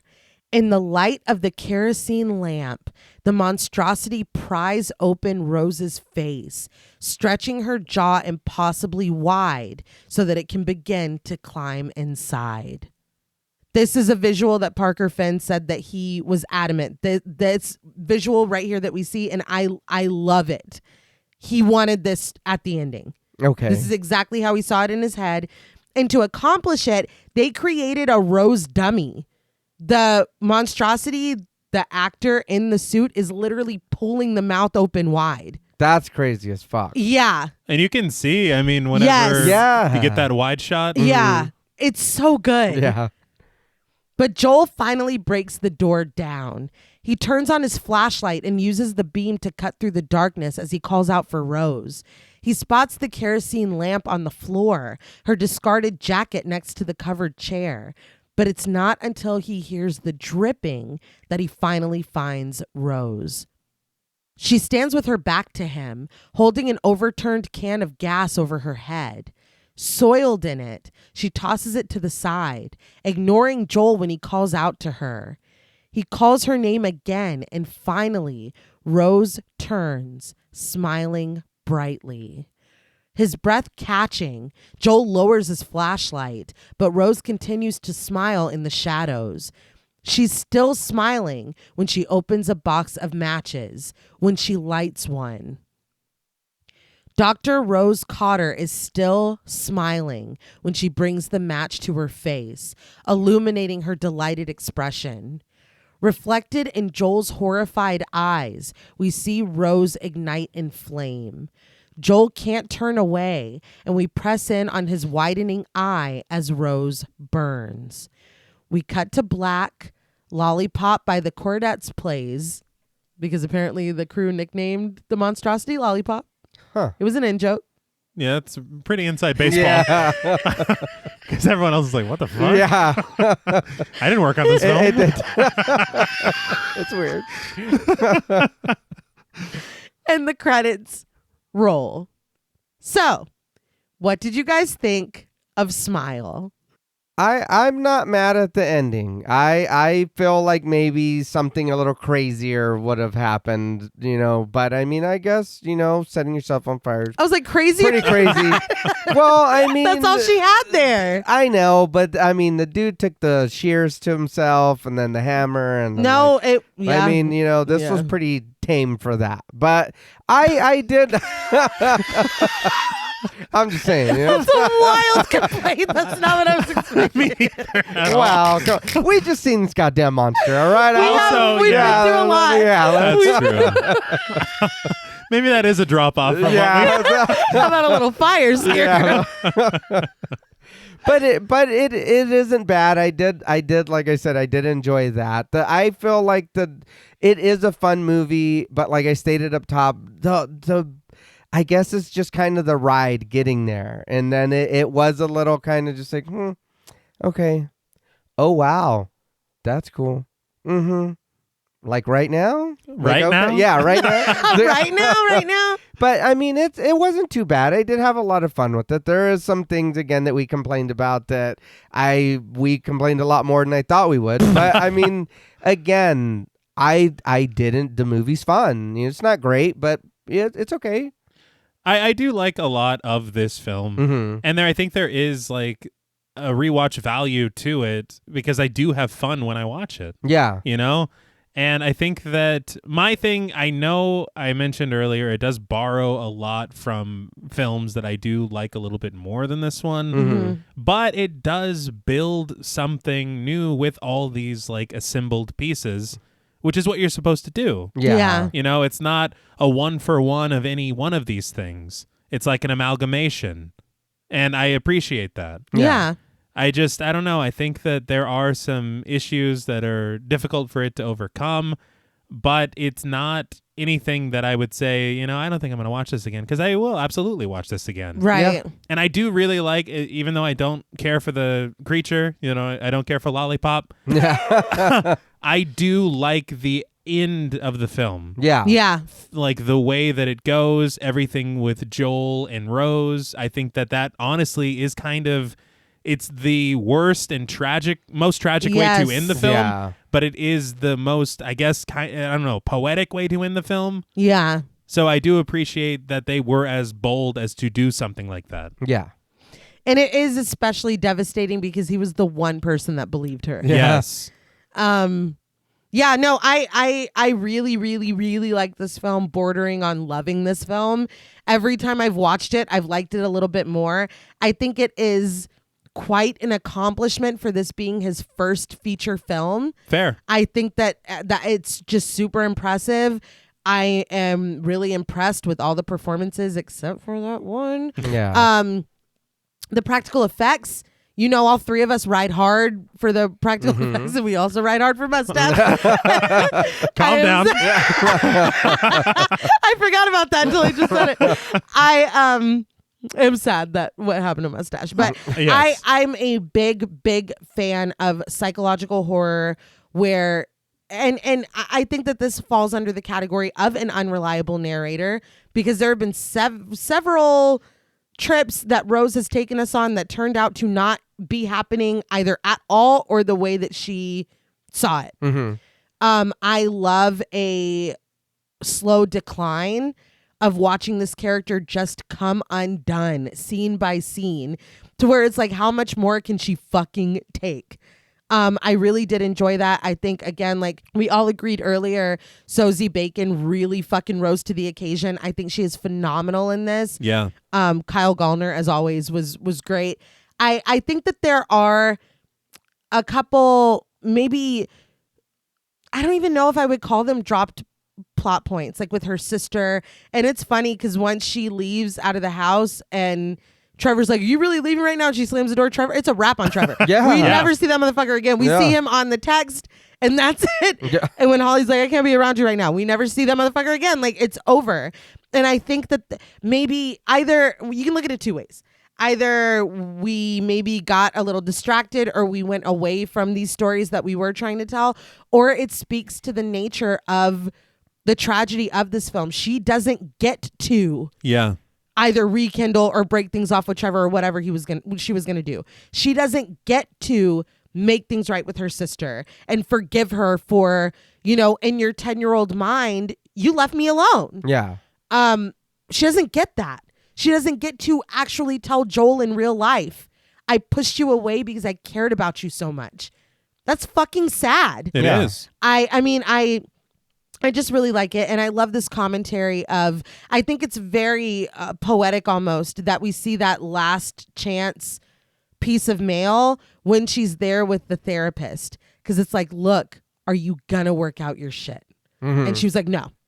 And that derailed. I mean, the rest of the film, she is spiraling out of control. Yeah. And I think that there is commentary there of confronting your demons and your own mind being more dangerous potentially than anything else, and making sure that your mind is a place that is safe for you. Yeah. I mean, it is, I don't know. I feel like this film with this fucking weird giant smiling monster, I feel like it had a lot to say. And I really fucking liked it a lot. And I also can't wait to cover Smile 2. But we will. We can just kind of go into ratings, I think. I think we all kind of shared how we felt as we went along. Two things that I haven't mentioned in my wrap up that I do really want to talk about. Maybe I did, but twice isn't going to hurt. The practical effects. Yeah. I really, really appreciated it. That monstrosity being a fucking full bodysuit that they built, that Rose dummy. It's like, and when you look at it, you're like, oh yeah, of course that's a dummy. But like the way that shot is framed, you're not fucking thinking about, like, no. It was really great. I mean, from the beginning when Laura does what she does, it's always practical effects, man, always. And the music. Oh, the music. So unique, so chilling, so fucking scary at times. Those end credits, I was like, I'm going to go to the store. I was fucking truly unnerved. It is disturbing. No, but overall, I'm a big fan. I really like this film. I think my score could even potentially go up the more times I watch it, because I seem to like it more every fucking time I watch it. So, but right now, on a scale from 1 to 10, grotesquely ghoulish grins, I am giving Smile 8.5 out of 10. Grotesquely ghoulish grins. I know I'm standing alone, and that is okay with me. And I will now open up the floor to you. No, I agree. The movie was a lot of fun. The practical effects are fantastic. You know what I mean? Everybody does what they're supposed to do, but the one person. The one person. I do I do agree that I would watch this again. Would I myself request to put it on? Maybe I'll not. do it for you. Don't know what I worry. mean? Yeah, if you're watching it, that's fine. But I think too, and I do understand that we have to get here and whatever. My tiny gripe about the beginning is that you just overworked yourself into this problem. Because if you would have went home and not answered the phone, none of this would have happened. Yeah. And I feel like maybe we should have taken a little more to get her there instead of that. Just, I want to work. I'm just going to throw myself into my work. So that's my fault. I understand you're trying to distract yourself. I know whatever, but I can't. Let me get a little more than just I need to overwork myself. Now I fucked myself over. That's fair. It's just like, give me a little more than that. Joel, I would have loved him to be there more. Agreed. You know what I mean? I would have agree. loved him to be there a little more. Mm-hmm. Her boyfriend, again, he's there until he's not there. Boo! Sisters the same way. It just, but again, everything is, does look good. The camera works fantastic. The music, like we all said. That, yeah. I mean, it is. But I think, I don't know if I can go that high. But I didn't expect anyone to. for me, on a scale from 1 to 10, grotesquely ghoulish grins, I'm going to give Smile. I'm going to go with with what I originally put. And I know it's going to sound low, but it's not. No. I know it's going to sound low, but it's not. Oh, wow. A 3. A 6.5. Oh. I again, it was fine. There is things that it's just, there's only so much to where nobody believes you. The entire movie doesn't believe you. Why? Because you need to not be believed? That's crazy. Give me a little more than that. She is saying some outlandish shit. I get it. She But is, I would still- but with Joel, Yeah. she could have told him and she didn't. Yeah. He she was could believing have. everything. He sure did. He even helped. And when she said, don't ask no questions. Yeah. And he still did. Yeah. He was like, all right, I guess. Yeah. He's like, I've dug into about 20 cases. Like, over the telephone. Off screen. Yeah. It's like, God damn, he's in your corner. Yes. No, I don't know what else I could say, honestly. I do want to call out the production design. Mm-hmm. I think, as you said, really everything on the technical level is fantastic. Yeah. And I have to sing the praises of that score one more time. Yeah. That's probably one of the better horror scores I've heard in quite a while. Yeah. Because it is so unique, and you have not heard anything like it. No. Yeah. And unnerving. Mhm. Yeah. I think the biggest attractions, it's just kind of the characterization, the character motivations. I think that there are a lot of sequences that are more successful than others, and some sequences that I'm like, you know what, we might just lose that. Yeah. Really. The thing with the doctor and the grin and then the alien spit and all that. Yeah. I'm like, do we need this? If we're just going to No. end up outside of the hospital without even talking about it? Yeah. No. For real. No. I will say I watched a deleted scene that it's after she calls the police Okay. and he's like, did you break another glass? It cuts to them at a work thing for Trevor. And she's still unnerved. He's going to talk to his boss. And she goes to the bathroom and she's sitting in the stall trying to like breathe and calm herself down. And a woman, we later learn who it is or whatever, pulls herself up from the next stall and peers down at her. And it's a dead woman. It's her mom. And she freaks out. She runs out. And 2 girls are doing coke at the sink. And it's a whole thing. She's having a panic attack. Her and Trevor go home. She's like, I'm having panic attacks. I think I'm going to call Dr. Northcott. But he's like mad at her for what happened at the work thing. Uh-huh. And so watching it, I'm like, I can see why you took this out. And it was like 10 minutes. Holy Oh, shit. wow. It was long. It was really long. But I get what you're saying. Because like they did trim that. Uh-huh. And I feel like it was necessary. It looked good. Right. But yeah, thinking of that with Northcott, maybe that could have been cut too. Mm-hmm. Because I feel like, we've already got enough. I just think that the way that they did that with the phone and the security service was way more successful. Yeah. It was. And it's it was. basically the same gag. It is. Just a little more in your face. Mm-hmm. I think the ending is pretty great. I don't like the creature, of course. Not really. Not for me. But I have to applaud the boldness to end on such a down note. Yeah. Yeah. Because it Majorly. is. Mm-hmm. It's genuinely the worst thing that could have happened. Yeah. Period. And for me, I have to say, some of the writing, I mean, I do appreciate some of the commentary that is attempted here regarding mental health. Yeah. But other parts of it, I just feel are just so like heavy-handed and ham-fisted that it just does not work for me at all. Yeah. But I do appreciate the attempt to start a conversation. Mm-hmm. But for me, out of 10 grotesquely ghoulish grins, I am also giving Smile a 6.5 out of 10. Thought you were going to say 8.5. Okay. No. I was honestly surprised when JP said it's going to be real low, and then he says my score. I was like, oh, shit.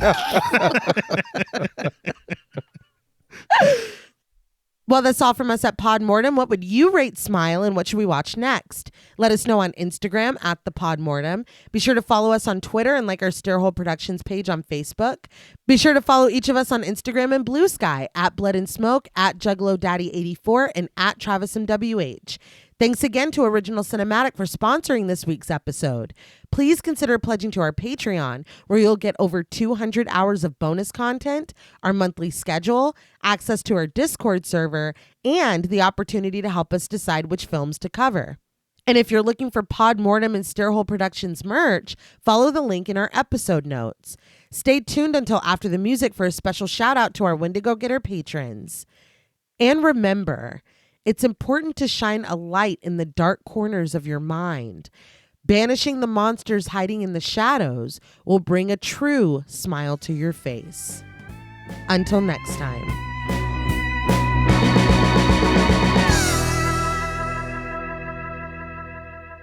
Thank you for staying tuned for a special thank you to our Wendigo Getter patrons. Woo, yeah. Very good. A special thank you to Chris Ontiveros, Kristen Lofton, Megan Martinez, Kimberly Bass, Sophie Hodson, Anthony Jerome M., Jordan Nash, Kent Morton, Lala Thames, Travis and Nisa Hunter, Miguel Myers ATX, Jennifer Perez, Allison O'Neill, Carissa, TJ and Angie Bronson, Gabrielle Trevino, Apollon Ontiveros, Karima Rhodes, Antonio Huerta, Kimberly Kleindienst, Sydney Smith, Osvaldo Soto, Bobby Holmes, Donna Eason, JD Rizak, Molly Gerhart, Armand Spasto, Aaron Aguirre, Eggy, William Barry, Charity Oxner, Amanda Six, Mandy Rainwater, Eden, Jordan Roberts, Dylan, Liz Heath, Spencer Montalvo, Pancake the Panda, John Ramos, Michael Newting, Alexis Roberts, Dan Laveau, Itzy M, Gary Horton, Leisha Olivier, Kate Lamp, Carlos and Sydney, Jessica Hunter, Helena Rudder, Alan Johnston, Mariah, Livy Fun, Scott Troutman Wise, Towton Watson, Mozzie Bear, Brittany G, Dave Burke, Daniel McGinnis, Emma Hagel Kissinger, Valerie G, Emiliana, CB, Taylor Santana, Will Lewison, Angelique, Smelly Poo Poo Head, Beth Bauer, Cookie, Esperanza J, Jason Kyle OKC, Joshua Rumley, Danielle Peralta, Brandon, Sawyer Reese Farr, Sahara, Girl That's Scary, Cassandra, Andrea Simmons, Ashley Higuera, William and Xxena Rush, Ryan Brom, Megan Ochoa, Laura Lassiter, Eileen O, Marissa E, Sydney, Henry F, Megan M, Strangely Sarah, Christy Beck, Nancy and Andy, Amanda Lopez, Andy Terrell, Jason Hanovan, Katie K, Erica Morin, Cameron S, Tris Wynn, K.87,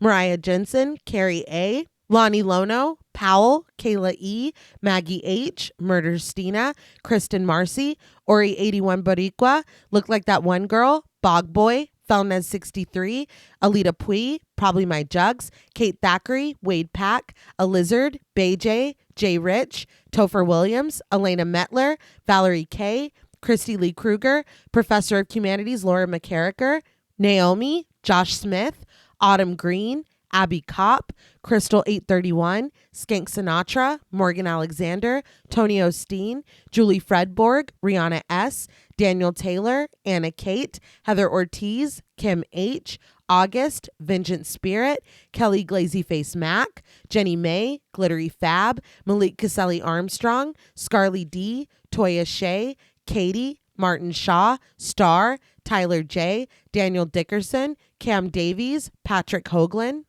Raven D, Wesley Tart, Kristen Jackson, Jacob Nordberg, Spencer, Samantha, Damian Grant, Half Price Horror, Clemmy, Erica, Jason X Rules, Karen Burrows, 203 Duncan, Aaron Norman, Stephen Rogers, Victoria Smith, Patricia A. Graham, Erasmo Pena, Danielle Wright, Tabitha Thomas, Becca Boo, Richard Murray, Irene, Sally Slater 52, Jordan McCarthy, Christy Michelle Wilson, Rosalind Harnias, Emily Rance, Amy, Lisa and Kathy, Mike H., Karen with a Y, Christian Sadler, Hannah, Sarah Jack, Casey L., Evelyn Knight, Paula Garcia, Ghastly Granddad, Megan and Alexandra Saldivar, Lisa Sykes, Sunny Jonas, Kelsey Niemeyer Cook, The Face Flowers, JC, Morgan Novello, Ashley, Alex M., Brandon C., Gordon Sutherland, Georgia Renlin, Ashley Poe, Najee P., Seth Schaff, David Kermavner, Diana Joe, Connor Gormley, Carrie Parker, Katie Face, Yuko Imada, Jane Pillsbury, Caitlin Asher, Mia Franz, Dale Harley, Annabeth Carter, Pooh Bear, Calderas, and this is the Zodiac speaking. Thank you so much. Thank you. We appreciate you all. Yes, thank you all. You truly make us smile. Yeah. But not like this. Not like in this No. film. Like that fucking monster. Not like that. Until next time.